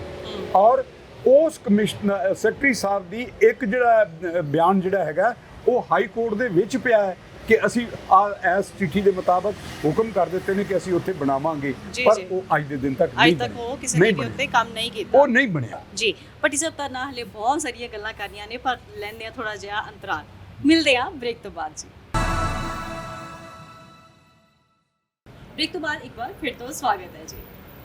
ਭੱਟੀ ਸਾਹਿਬ, ਤੁਸੀਂ ਇੰਟਰਨੈਸ਼ਨਲ ਵਿਜ਼ਿਟਸ ਵੀ ਕਾਫੀ ਕੀਤੀਆਂ ਨੇ ਤੇ ਬਾਹਰ ਦੇ ਦੇਸ਼ਾਂ ਵਿੱਚ, ਮੁਲਕਾਂ ਵਿੱਚ ਤੁਸੀਂ ਕੀ ਫਰਕ ਦੇਖਦੇ ਹੋ, ਕਿੱਦਾਂ ਦੇ ਐਕਸਪੀਰੀਐਂਸਿਸ ਰਹੇ, ਤੇ ਜਾਂਦੇ ਜਾਂਦੇ ਸਾਡੇ ਦਰਸ਼ਕਾਂ ਨੂੰ ਦੱਸੋ ਕਿ ਅੰਮ੍ਰਿਤਸਰ ਲੋਕਲ ਲੈਵਲ ਤੇ ਤੁਸੀਂ ਕੀ ਕੰਮ ਕੀਤੇ ਨੇ। ਬਾਹਰ ਦੇ ਮੁਲਕਾਂ ਦੇ ਵਿੱਚ ਜੋ ਡਿਸਪਲਿਨ ਲੋਕਾਂ ਦੇ ਵਿੱਚ ਆ ਗਿਆ ਹੈ ਜੀ, ਉਹ ਬੜਾ ਅੱਛਾ ਹੈ ਜੀ, ਪਰ ਮੈਨੂੰ ਦੁੱਖ ਹੁੰਦਾ ਹੈ ਕਿ ਜਦੋਂ ਸਾਡਾ ਪਬਲਿਕ ਸਮਾਜ ਜਿਹੜਾ ਹੈ ਜੀ, ਉਹ ਹਮੇਸ਼ਾ ਹੀ ਕੁਰਬਲ ਕਰ ਰਿਹਾ ਹੈ, ਤੇਜ਼ੀ ਵਿੱਚ ਆ ਰਿਹਾ ਹੈ, ਸੰਭਲ ਕੇ ਕੋਈ ਵੀ ਕੰਮ ਨਹੀਂ ਕਰ ਰਿਹਾ। ਇੱਥੇ ਕੁਰਬਲ ਹੋ ਰਹੀ ਹੈ, ਫਾਸਟ ਪੇਸਿੰਗ ਬਹੁਤ ਹੋ ਗਈ ਇੱਥੇ। ਹਰ ਇੱਕ ਆਦਮੀ ਐਵਰੀਬਾਡੀ ਇਜ਼ ਇਨ ਹਰੀ, ਮਗਰ ਉਹਦਾ ਡੈਸਟੀਨੇਸ਼ਨ ਕੋਈ ਵੀ ਨਹੀਂ, ਮੈਂ ਕਿੱਥੇ ਪਹੁੰਚਣਾ। ਜੀ ਜੀ ਬਿਲਕੁਲ, ਇਹ ਪ੍ਰੋਬਲਮ ਹੈ ਇੰਡੀਆ ਦੇ ਟ੍ਰੈਫਿਕ ਦੇ ਵਿੱਚ ਤੇ ਨੌਜਵਾਨਾਂ ਦੇ ਵਿੱਚ। ਜੀ ਜੀ, ਮਤਲਬ ਕਾਲ ਬਹੁਤ ਹੈ, ਪੇਸ਼ੈਂਸ ਦੀ ਬਹੁਤ ਜ਼ਿਆਦਾ ਕਮੀ ਹੈ। ਪੇਸ਼ੈਂਸ ਦੀ ਬਹੁਤ ਕਮੀ ਹੈ, ਪੇਸ਼ੈਂਸ ਨਹੀਂ ਜੀ। ਭੱਟੀ ਸਾਹਿਬ, ਤੁਸੀਂ ਇੱਥੇ ਲੋਕਲ ਲੈਵਲ ਤੇ ਲੇਡੀਜ਼ ਲਈ ਜਿਹੜੇ ਹੈਗੀਆਂ ਟਾਇਲਟਸ, ਪਬਲਿਕ ਟਾਇਲਟਸ ਨਹੀਂ ਸੀਗੀਆਂ, ਉਹ ਪ੍ਰੋਵਾਈਡ ਕਰਵਾਈਆਂ ਨੇ, ਉਹਦੇ ਬਾਰੇ ਦੱਸੋ। ਇਸ ਦੇ ਵਾਸਤੇ ਵੀ ਅਸੀਂ ਆਪ ਜਿਹੜਾ ਕੰਮ ਕਰਦੇ ਹਾਂ, ਇਹਦੇ ਵਾਸਤੇ ਅਸੀਂ ਇੱਕ ਲੇਡੀ ਨੂੰ, ਸਤਵੰਤ ਕੌਰ ਉਸ ਦਾ ਨਾਂ ਸੀ, ਜੀ ਜੀ, ਤੇ ਉਸ ਨੂੰ ਅਸੀਂ ਮੋਟੀਵੇਟ ਕਰਕੇ ਅੱਗੇ ਲਿਆਂਦਾ ਕਿ ਉਹਦੇ ਨਾਂ ਦੇ ਉੱਤੇ ਪਿਲ ਕੀਤੀ ਕਿ ਸ਼ਹਿਰ ਦੇ ਵਿੱਚ ਜਿਹੜਾ ਹੈਗਾ ਕਿ ਲੇਡੀਜ਼ ਵਾਸਤੇ ਵੱਖਰੇ ਟਾਇਲਟਸ ਜਿਹੜੇ ਨੇ ਕਿ ਬਣਾਏ ਜਾਣ। ਜੀ ਜੀ, ਪਰ ਉਹ ਸਰਕਾਰ ਜਿਹੜਾ ਹੈਗਾ ਕਿ ਉਦੋਂ ਉਹਨਾਂ ਨੇ ਸਲੱਬ ਬਣਾ ਦਿੱਤੇ ਤੇ ਉਹ ਸਲੱਬ ਜਿਹੜੇ ਸੀ ਉਹ ਅੱਜ ਕੱਲ੍ਹ ਉਹ ਹਾਂਜੀ ਉਹ ਬੰਦ ਹੋ ਚੁੱਕੇ, ਔਰ ਫਿਰ ਉਹ ਪੇਡ ਸਨ। ਤੇ ਕੋਈ ਵੀ ਬੰਦਾ ਇਹ ਨਹੀਂ ਚਾਹੁੰਦਾ ਹੈਗਾ ਕਿ ਮੈਂ 2 ਰੁਪਏ ਦੇ ਕੇ ਤੇ ਉੱਥੇ ਜਿਹੜਾ ਯੂਰੀਨੇਟ ਕਰਾਵਾਂ ਜਾਂ ਮੈਂ ਉਧਰ ਹੋਵਾਂ। ਉਹ ਕੀ ਕਰਦਾ, ਕੰਧਾਂ ਦੇ ਨਾਲ ਖਲੋ ਜਾਂਦਾ, ਇੱਧਰ ਉੱਧਰ ਖਲੋ ਜਾਂਦਾ। ਅਸੀਂ ਰੁਪਈਆ ਬਚਾਉਣ, ਅਸੀਂ ਰੁਪਈਆ ਜਾਂ 2 ਰੁਪਈਏ ਠਿਆਨੀ ਬਚਾਉਣ ਦੀ ਖਾਤਰ ਜਿਹੜਾ ਹੈਗਾ ਕਿ ਆਪਣੇ ਸਮਾਜ ਦਾ ਨੁਕਸਾਨ ਕਰ ਰਹੇ ਹਾਂ। ਜੀ ਜੀ ਜੀ। ਭੱਟੀ ਸਾਹਿਬ, ਤੁਸੀਂ ਗੱਲ ਕਰ ਰਹੇ ਸੀਗੇ ਕਿ national leather research institute Madras ਵਿਖੇ ਬਣਾਇਆ ਗਿਆ ਹੈਗਾ ਇੱਕ, ਤੇ ਉਹ ਕੀ ਚੀਜ਼ ਹੈ, ਥੋੜਾ ਸੰਖੇਪ ਵਿੱਚ ਦੱਸੋ। ਉਹ ਜਿਹੜਾ ਹੈਗਾ ਕਿ fallen animal full body carcass utilisation, ਉਸ ਨੂੰ ਸੈਂਟਰ ਕਹਿੰਦੇ ਨੇ ਕਿ ਜਿਸ ਵੇਲੇ ਕੋਈ ਵੀ ਜਾਨਵਰ ਸਾਡਾ ਮਰ ਜਾਂਦਾ ਹੈਗਾ ਤੇ ਉਸ ਨੂੰ ਅਸੀਂ ਉਹਦੀ ਬਾਡੀ ਦਾ ਜਿਹੜਾ ਹੈਗਾ ਕਿ ਉਸ ਪ੍ਰੋਜੈਕਟ ਉਸ ਸੈਂਟਰ ਦੇ ਵਿੱਚ ਉਹਦੀ ਖੱਲ ਲਾ ਲਈ ਜਾਂਦੀ ਹੈ, ਉਹਦਾ ਪੇਟ ਸਾਫ਼ ਕਰ ਲਿਆ ਜਾਂਦਾ ਹੈ। ਜੋ ਉਹਦੇ ਆਂਤਾਂ ਦੇ ਵਿੱਚ ਗੋਬਰ ਹੁੰਦਾ ਹੈ ਉਹ ਇੱਕ ਟੋਏ ਵਿੱਚ ਜਾਂਦਾ ਜਿੱਥੇ ਕਿ ਸਾਰੀ ਉਹ ਗੋਬਰ ਗੈਸ ਪਲਾਂਟ ਦੀ ਗੈਸ ਬਣਦੀ ਹੈ। ਉਸ ਗੈਸ ਦੇ ਨਾਲ ਹੀ ਇਹ ਸਾਰਾ ਪਲਾਂਟ ਚੱਲਦਾ, ਕੋਈ ਬਿਜਲੀ ਬਾਹਰੋਂ ਨਹੀਂ ਲੈਣੀ ਪੈਂਦੀ। ਅੱਛਾ ਜੀ। ਸੈਕੰਡ ਚੀਜ਼ ਇਹ ਹੈਗਾ ਕਿ ਜਿਹੜਾ ਸੌਫਟ ਮੈਟਰ, ਉਹਦਾ ਜਿਹੜੇ ਮਾਸ ਹੈ ਤੇ ਹੱਡੀਆਂ ਨੂੰ ਵੱਖ ਕਰ ਲਿਆ ਜਾਂਦਾ ਹੈ। ਜਿਸ ਵੇਲੇ ਉਹਨੂੰ ਇੱਕ ਟੈਂਪਰੇਚਰ ਦੇ ਉੱਤੇ ਇਸ ਪ੍ਰੋਸੈਸ 'ਚੋਂ ਲਗਾਇਆ ਜਾਂਦਾ ਹੈ ਤੇ ਉਹਦੇ ਵਿੱਚ ਜਿੰਨੀ ਟੈਲੋ ਚਰਬੀ ਹੁੰਦੀ ਹੈ ਉਸ ਐਨੀਮਲ ਦੇ ਵਿੱਚ, ਉਹ ਇੱਕ ਵੱਖਰੀ ਆ ਜਾਂਦੀ, ਉਹਨੂੰ ਵੱਖਰੀ ਨਤਾਰ ਲਿਆ ਜਾਂਦਾ ਹੈ, ਜਿਹੜਾ ਕਿ ਅੱਗੇ ਸਾਬਣ ਬਣਾਉਣ ਤੇ ਇਹਦੇ ਸਾਬਣ ਬਣਾਉਣ ਜਾਂ ਜਿਹੜਾ ਹੈਗਾ ਕਾਰਖਾਨਿਆਂ ਦੇ ਚੇਨਸ ਵਗੈਰਾ ਜਿਹੜੇ ਓਪਨ ਪਾਰਟਸ ਹੁੰਦੇ ਨੇ ਉਹਨਾਂ ਨੂੰ ਲੂਬਰੀਕੇਟ ਕਰਨ ਦੇ ਕੰਮ ਆਉਂਦਾ ਹੈ। ਇਹ ਵੀ ਦੁੱਖ ਦੀ ਗੱਲ ਹੈ ਕਿ ਬਠਿੰਡਾ ਦੇ ਘਿਓ ਬਣਾਉਣ ਵਾਲੇ ਕਾਰਖਾਨੇ ਨੇ ਇੱਕ ਵਾਰੀ ਟੈਲੋ ਜਿਹੜੀ ਹੈਗੀ ਹੈ ਉਹ ਘਿਓ ਦੇ ਵਿੱਚ ਵੀ ਰਲਾ ਦਿੱਤੀ ਸੀ। ਜੀ ਹਾਂ। ਸੋ ਇਸ ਤਰ੍ਹਾਂ ਕਰਕੇ ਜੋ ਉਹ ਟੈਲੋ ਵੱਖਰੀ ਕਰ ਲਈ ਜਾਂਦੀ ਹੈ, ਉਹ ਵੀ ਯੂਟਿਲਾਈਜ਼ ਕੀਤੀ ਜਾਂਦੀ ਹੈ। ਹੱਡੀਆਂ ਜਿਹੜੀਆਂ ਨੇ ਉਹਨਾਂ ਦਾ ਬਰੀਕ ਪਾਊਡਰ ਬਣਾ ਕੇ ਜਾਂ ਐਜ਼ ਇਟ ਇਜ਼ ਜਿਸ ਤਰ੍ਹਾਂ ਵੀ ਕ੍ਰਸ਼ ਕਰਕੇ ਉਹ ਬੜੇ ਕੰਮ ਆਉਂਦੇ ਨੇ। ਵੱਖਰੀ ਇੰਡਸਟਰੀ, ਪੇਂਟ ਇੰਡਸਟਰੀ, ਇਹ ਇੰਡਸਟਰੀ, ਸ਼ੂਗਰ ਇੰਡਸਟਰੀ, ਉਹਨੂੰ ਸਾਰੇ ਇਸਤੇਮਾਲ ਕਰਦੇ ਨੇ। ਜਿਹੜਾ ਉਹਦਾ ਸੌਫਟ ਪਾਰਟ ਜਿਹੜਾ ਮਾਸ ਹੁੰਦਾ ਹੈ ਉਸ ਨੂੰ ਡੀਹਾਈਡਰੇਟ ਕਰਕੇ ਸੁਕਾ ਕੇ ਉੱਥੇ ਪਲਾਂਟ ਦੇ ਅੰਦਰ ਹੀ ਉਹਨੂੰ ਖੁਰਾਕ ਦੇ ਵਿੱਚ ਕਨਵਰਟ ਕਰ ਦਿੱਤਾ ਜਾਂਦਾ ਹੈ, ਜਿਹੜਾ ਕਿ ਪੋਲਟਰੀ ਫੀਡ, ਫਿਸ਼ ਫੀਡ ਵਗੈਰਾ ਵਗੈਰਾ ਕਈ ਉਹਦੇ ਤੋਂ ਐਨੀਮਲ ਫੀਡ, ਉਹ ਜਿਵੇਂ ਕਿ ਸੂਅਰ ਵਗੈਰਾ ਜਿਹੜੀ ਕੰਮ ਕਰਦੇ ਨੇ, ਉਹ ਸਾਰੇ ਉਹਨਾਂ ਨੂੰ ਉਹ ਖੁਰਾਕ ਦੇ ਤੌਰ ਦੇ ਉੱਤੇ ਉਹ ਵਰਤਿਆ ਜਾਂਦਾ ਹੈ। ਇਸ ਤਰ੍ਹਾਂ ਕਰਕੇ ਉਹ ਜੋ ਐਨੀਮਲ ਹੈ ਉਹਦਾ ਇਵਨ ਕਿ ਸਿੰਗ ਤੱਕ ਹੈਗਾ, ਕੋਈ ਇੱਕ ਵਾਲ ਤੱਕ, ਹਰੇਕ ਪਾਰਟ ਜਿਹੜਾ ਹੈਗਾ ਉਹਦਾ ਉਸ ਨੂੰ ਹਾਂ ਇਸੇ ਗੱਲੋਂ ਉਹਦਾ ਨਾਂ ਹੀ ਰੱਖਿਆ ਗਿਆ ਹੈਗਾ ਫੁੱਲ ਬਾਡੀ ਯੂਟਿਲਾਈਜੇਸ਼ਨ। ਜੀ ਜੀ। ਤੇ ਆਪਣੇ ਪੰਜਾਬ ਵਿੱਚ ਕੋਈ ਇਦਾਂ ਦੀ ਸੰਸਥਾ ਹੈ? ਇਦਾਂ ਦੀ ਅਜੇ ਤੱਕ ਨਹੀਂ ਅਸੀਂ ਤਿਆਰ ਕੀਤੀ ਸੀ। ਤਿਆਰ ਕਰਦੇ ਇੱਥੋਂ ਤੱਕ ਕਿ ਇਹ ਪ੍ਰੋਜੈਕਟ ਲਾਉਣ ਵਾਸਤੇ ਨਾਬਾਰਡਸ ਵਗੈਰਾ ਕਈ ਬੈਂਕਸ ਹੈਗੇ ਨੇ ਜਿਹੜਾ ਕਿ ਫਾਈਨੈਂਸ ਕਰਦੇ ਸੀ। 80-90% ਉਹ ਫਾਈਨੈਂਸ ਦਿੰਦੇ ਸੀ ਕਿ ਇਹ ਲਾਓ, ਪਰ ਜਿਹੜਾ ਹੈਗਾ ਕਿ ਅੱਜ ਕੱਲ੍ਹ ਉਹਨਾਂ ਨੇ ਉਹ ਸਕੀਮ ਆਪਦੇ ਪ੍ਰੋਜੈਕਟ ਦੇ ਵਿੱਚੋਂ ਬਾਹਰ ਕੱਢਤੀ ਹੈ, ਨਹੀਂ ਦੇ ਰਿਹਾ। ਮਗਰ ਹੁਣ ਜਿਹੜਾ ਹੈਗਾ ਕਿ ਅਸੀਂ ਜੇ ਬੰਦੇ ਤਿਆਰ ਕੀਤੇ ਤੇ ਉਹਦੇ ਵਿੱਚ ਜੇ ਵੀ ਪ੍ਰੋਬਲਮ ਆਏ, ਔਰ ਸਰਕਾਰ ਨੇ ਜੋ ਜਗ੍ਹਾ ਇਹਦੇ ਵਾਸਤੇ ਮਾਰਕ ਕੀਤੀ ਸੀ ਤੇ 2032/6 ਦੀ ਪਿਲ ਦੇ ਵਿੱਚ ਸਰਕਾਰ ਨੇ 46 ਨੰਬਰ ਮਤੇ ਦੇ ਮੁਤਾਬਕ ਆਪਦਾ ਬਿਆਨ ਅੰਮ੍ਰਿਤਸਰ ਦੇ ਕਮਿਸ਼ਨਰ ਨੇ ਫਾਈਲ ਕੀਤਾ ਹੋਇਆ ਹੈ, ਉਹਦੇ ਮੁਤਾਬਕ ਜਗ੍ਹਾ ਨਹੀਂ ਦਿੱਤੀ ਇਹਨਾਂ ਨੇ। ਅੱਛਾ ਜੀ। ਉਹ ਜਗ੍ਹਾ ਦੇਣ ਤੇ ਇੱਥੇ ਉਹ ਲਾਉਣ ਤਾਂ ਉਹ ਇਹਨੂੰ ਇੱਕ ਕਾਮਨ ਸੈਂਟਰ ਬਣਾ ਦੇਣ। ਤਰਨਤਾਰਨ ਦੇ ਵੀ ਐਨੀਮਲ ਇੱਥੇ ਆ ਜਾਣ, ਇੱਥੇ ਵੀ ਬਣਾ ਦੇਣ। ਉਹ ਜਗ੍ਹਾ ਨਹੀਂ ਹੈ ਤੇ ਕੋਈ ਹੋਰ ਜਗ੍ਹਾ ਚੁਣ ਲੈਣ। ਇਹਦੇ ਵਿੱਚ ਇਹੀ ਇੱਕ ਵੱਡਾ ਕਾਰਨ ਹੈ ਕਿ ਸੜਕਾਂ ਦੇ ਕੰਢਿਆਂ ਦੇ ਉੱਤੇ ਹੱਡੀ ਰੋੜੀ ਬਣੇ ਹੋਏ ਨੇ। ਅਸੀਂ ਵੇਖਦੇ ਸਾਂ ਕਿ ਇੱਲਾਂ ਜਿਹੜੀਆਂ ਨੇ, ਗਿੱਧਾਂ ਜਿਹੜੀਆਂ ਨੇ, ਉਹ ਸੜਕ ਦੇ ਉੱਤੇ ਗੱਡੀਆਂ ਦੇ ਥੱਲੇ ਆ ਕੇ ਕ੍ਰਸ਼ ਹੋਈਆਂ ਨੇ। ਉਹ ਕਿਵੇਂ ਕਿ ਉਹ ਸੜਕ ਦੇ ਨਾਲ ਐਨੀਮਲ ਨੂੰ ਕਰਦੇ ਸੀ, ਉਹ ਖਾਂਦੀਆਂ ਸੀ ਤੇ ਜਿਸ ਵੇਲੇ ਉਹ ਗਿੱਧ ਉੱਡਦੀ ਹੈ ਉਹ ਇੱਕਦਮ ਉਹ ਤਾਂ ਨਹੀਂ ਉੱਡ ਸਕਦੀ। ਉਹ ਪਹਿਲੇ 8-10 ਗਜ਼ ਜ਼ਮੀਨ ਦੇ ਉੱਤੇ ਐਂ ਕਰਕੇ ਜਾਂਦੀ ਹੈ, ਹੌਲੀ ਹੌਲੀ ਉਹ ਜਿਸ ਤਰ੍ਹਾਂ ਐਰੋਪਲੇਨ ਲਿਫਟ ਲੈਂਦਾ ਇਸ ਤਰ੍ਹਾਂ ਉਹ ਲਿਫਟ ਲੈਂਦੇ ਨੇ। ਉਹਨੇ ਚਿਰ ਨੂੰ ਉਹ ਟਰੱਕ ਆ ਜਾਂਦਾ ਸੀ, ਉਹਦੇ ਅੱਗੇ ਵੱਜਦੀ ਸੀ ਤੇ ਕ੍ਰਸ਼ ਹੋ ਕੇ ਮਰਦੀਆਂ ਸੀ। ਬਹੁਤ ਸਾਰੀਆਂ ਇੱਲਾਂ ਇਸ ਤਰ੍ਹਾਂ ਮਰੀਆਂ ਨੇ। ਗਿੱਧਾਂ ਆਪਣੇ ਸੀਵਰ ਵਿੱਚ ਕਈ ਡੈਥਸ ਹੁੰਦੀਆਂ ਨੇ, ਉਹਨਾਂ ਤੋਂ ਕਿਵੇਂ ਬਚਿਆ ਜਾ ਸਕਦਾ? ਸੀਵਰ ਦੇ ਵਿੱਚ ਜਿਹੜਾ ਹੈਗਾ ਕਿ ਦੇਖੋ ਕਿ ਜਿਸ ਵੇਲੇ ਕੋਈ ਵੀ ਚੀਜ਼ ਡਿਗਰੇਡ ਹੁੰਦੀ ਹੈ, ਉਹਦਾ ਬ੍ਰੇਕਡਾਊਨ ਹੁੰਦਾ ਹੈ, ਉਸ ਵੇਲੇ ਉਹਦੇ ਚੋਂ ਮੀਥੇਨ ਗੈਸ ਜਿਹੜੀ ਹੈਗੀ ਹੈ ਪੈਦਾ ਹੁੰਦੀ ਹੈ। ਪਰ ਜਿਹੜਾ ਹਿਊਮਨ ਆਦਮੀ ਦਾ ਜੋ ਗੰਦ ਹੈ ਉਹਦੇ ਵਿੱਚੋਂ ਔਰ ਕਈ ਹੋਰ ਵੀ ਵਸਤੂਆਂ ਨੇ ਜਿਨ੍ਹਾਂ ਵਿੱਚੋਂ ਇੱਕ ਗੈਸ ਹੋਰ ਪੈਦਾ ਹੁੰਦੀ ਹੈ ਜਿਹਦਾ ਨਾਮ ਹੈ H2SO। ਉਹ ਜਿਹੜੀ ਗੈਸ ਹੈ ਉਹ ਇੱਕ ਬਦਬੂ ਦਾ ਕਾਰਨ ਹੈ। ਉਹਦੇ ਚੋਂ ਬਦਬੂ ਆਉਂਦੀ ਹੈ। ਮੀਥੇਨ ਦੇ ਵਿੱਚੋਂ ਬਦਬੂ ਨਹੀਂ ਆਉਂਦੀ। ਮੀਥੇਨ ਇੱਕ ਹੌਲੀ ਹੁੰਦੀ ਹੈ, ਜੇ ਉਹ ਬਾਹਰ ਆਉਂਦੀ ਹੈ ਤੇ ਉਹਨੂੰ ਹੀ ਅੱਗ ਲੱਗਦੀ ਹੈ, ਇਨਫਲੇਮੇਬਲ ਹੈ। ਜਿਹੜੇ ਅਸੀਂ ਆ ਨੈਚੁਰਲ ਗੈਸ ਹੈ ਇਹ ਵੀ ਮੀਥੇਨ ਹੈਗੀ ਹੈ। ਇਸ ਵਾਸਤੇ ਉਹ ਹੌਲੀ ਹੋਣ ਦੇ ਵਜ੍ਹਾ ਕਰਕੇ ਉਹ ਤਾਂ ਉੱਡ ਜਾਂਦੀ ਹੈ। ਪਰ ਇੱਕ ਚੀਜ਼ ਚੇਤਾ ਰੱਖਣਾ ਚਾਹੀਦਾ ਕਿ methane is more potent 22 times than the carbon dioxide. It's 22 times more potent. ਉਹਦੇ ਨਾਲ ਜ਼ਿਆਦਾ ਗਰਮੀ ਨੂੰ ਇਹ ਗਰਮ ਕਰਦੀ ਹੈ। ਸੈਕੰਡਲੀ ਇਹ ਸਾਡੇ ਓਜ਼ੋਨ ਵਿੱਚ ਜਾ ਕੇ ਓਜ਼ੋਨ ਨੂੰ ਡਿਸਟਰੋਏ ਕਰਦੀ ਹੈ। ਇਹਦਾ ਇੱਕ ਬੜਾ ਵੱਡਾ ਨੁਕਸਾਨ ਹੈ। ਇਸ ਵਾਸਤੇ ਇਹਨੂੰ ਗਰਾਊਂਡ ਲੈਵਲ ਜਾਂ ਲਿਟਲ ਬਿਟ ਗਰਾਊਂਡ ਲੈਵਲ ਤੋਂ ਥੋੜਾ ਉੱਚਾ, ਉਹ ਕਈ ਵਾਰੀ ਤੁਸੀਂ ਵੇਖਿਆ ਹੋਵੇਗਾ ਕਾਰਖਾਨਿਆਂ ਦੇ ਬਾਹਰ ਇੱਕ ਚਿਮਣੀ ਹੈ, ਉਹਦੇ ਉੱਚੋਂ ਅੱਗ ਲੱਗੀ ਹੋਈ ਹੈ। ਉਹ ਅੱਗ ਜਿਹੜੀ ਹੈ, ਜਿਹੜੀ ਮੀਥੇਨ ਗੈਸ ਉੱਥੇ ਬਣ ਰਹੀ ਹੁੰਦੀ ਹੈ, ਉਹਨੂੰ ਉਹ ਪਾਈਪ ਦੇ ਜ਼ਰੀਏ ਕੱਢ ਕੇ ਉੱਤੇ ਅੱਗ ਬਰਨ ਕਰ ਦਿੰਦੇ ਨੇ। ਉਹਨੂੰ ਹਵਾ ਵਿੱਚ ਨਹੀਂ ਜਾਣ ਦਿੰਦੇ। ਜੇ ਉਹ ਹਵਾ 'ਚ ਜਾਏਗੀ ਤੇ ਉਹ ਸਾਡਾ ਓਜ਼ੋਨ ਦਾ ਨੁਕਸਾਨ ਕਰੇਗੀ ਔਰ ਗਰਮੀ ਜ਼ਿਆਦਾ ਫੈਲਾਏਗੀ। ਸੈਕੰਡਲੀ ਜਿਹੜੀ ਮੈਂ ਤੁਹਾਨੂੰ ਦੱਸਿਆ ਕਿ ਇਹ ਉਸ ਨੂੰ ਸਿਵਰ ਗੈਸ ਵੀ ਕਹਿੰਦੇ ਨੇ। ਠੀਕ ਹੈ ਜੀ। ਉਹ ਸਿਵਰ ਗੈਸ ਹੈ ਜਿਹੜੀ ਉਹ ਬੜੀ ਬਦਬੂਦਾਰ ਹੁੰਦੀ ਹੈ ਔਰ ਇਹ ਵੀ ਇਨਫਲੇਮੇਬਲ ਹੈ।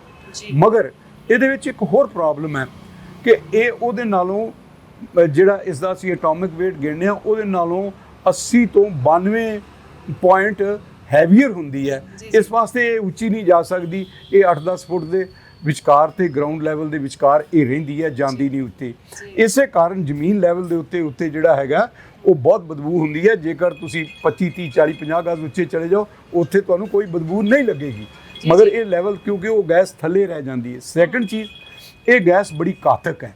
ਜੇਕਰ ਇਹਦੇ ਵਿੱਚ ਕੰਟੀਨਿਊਸਲੀ ਇੱਕ ਬੰਦਾ ਜਿਹੜਾ ਹੈਗਾ ਮਿੰਟ ਡੇਢ ਮਿੰਟ ਲੈ ਜਾਂਦਾ ਤੇ ਉਹ ਬੇਹੋਸ਼ ਹੋ ਜਾਏਗਾ। ਉਹਦਾ ਨਰਵਸ ਸਿਸਟਮ ਜਿਹੜਾ ਹੈ ਉਹ ਪੈਰਾਲਾਈਜ਼ ਹੋ ਜਾਏਗਾ। ਉਸ ਤੋਂ ਬਾਅਦ ਕੀ ਹੋਏਗਾ, ਜੇ ਉਹਨੂੰ ਪ੍ਰੋਪਰ ਏਡ ਮਿਲ ਜਾਂਦੀ ਹੈ ਤੇ ਉਹ ਬਚ ਸਕਦਾ, ਨਹੀਂ ਤਾਂ ਉਸ ਦੀ ਡੈਥ ਹੋ ਜਾਂਦੀ ਹੈ।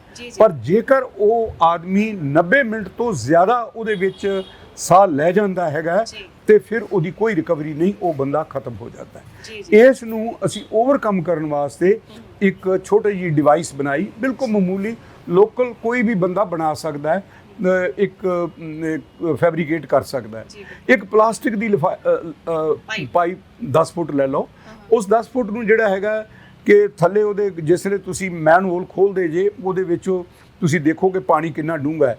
ਉਸ ਪਾਣੀ ਦੇ ਉਹਨੂੰ ਥੱਲੇ ਲੈ ਜਾਓ, ਪਾਣੀ ਦੇ ਵਿੱਚ ਨਹੀਂ ਲੱਗਣ ਦੇਣਾ, ਪਾਣੀ ਤੋਂ 1.5 ਫੁੱਟ ਉੱਚਾ ਰਹਿਣ ਦਿਓ ਔਰ ਉਸ ਨੂੰ ਛੱਡ ਕੇ ਬਾਕੀ ਦਾ ਉਹਨੂੰ ਢੱਕ ਦਿਓ। ਢੱਕਣ ਤੋਂ ਬਾਅਦ ਜਿਹੜਾ ਹੈਗਾ ਕਿ ਇਹਦੇ ਫਰੇਮ ਬਣਾ ਕੇ ਇਸ ਪਾਈਪ ਦੇ ਉਤਲੇ ਪਾਸੇ ਇੱਕ ਜ਼ਬਰਦਸਤ ਤੁਸੀਂ ਐਗਜ਼ੌਸਟ ਫੈਨ ਲਾਣਾ ਜੋ ਕਿ ਹਵਾ ਨੂੰ ਖਿੱਚੇ। ਉਹ ਜਿਸ ਵੇਲੇ ਹਵਾ ਨੂੰ ਖਿੱਚਦਾ ਰਹੇਗਾ, ਇੱਕ ਕੱਪੜੇ ਨੂੰ ਅੱਗ ਲਾ ਕੇ, ਤੇਲ ਪਾ ਕੇ ਅੱਗ ਲਾ ਕੇ ਉਹਦੇ ਕੋਲ ਲੈ ਕੇ ਜਾਓ।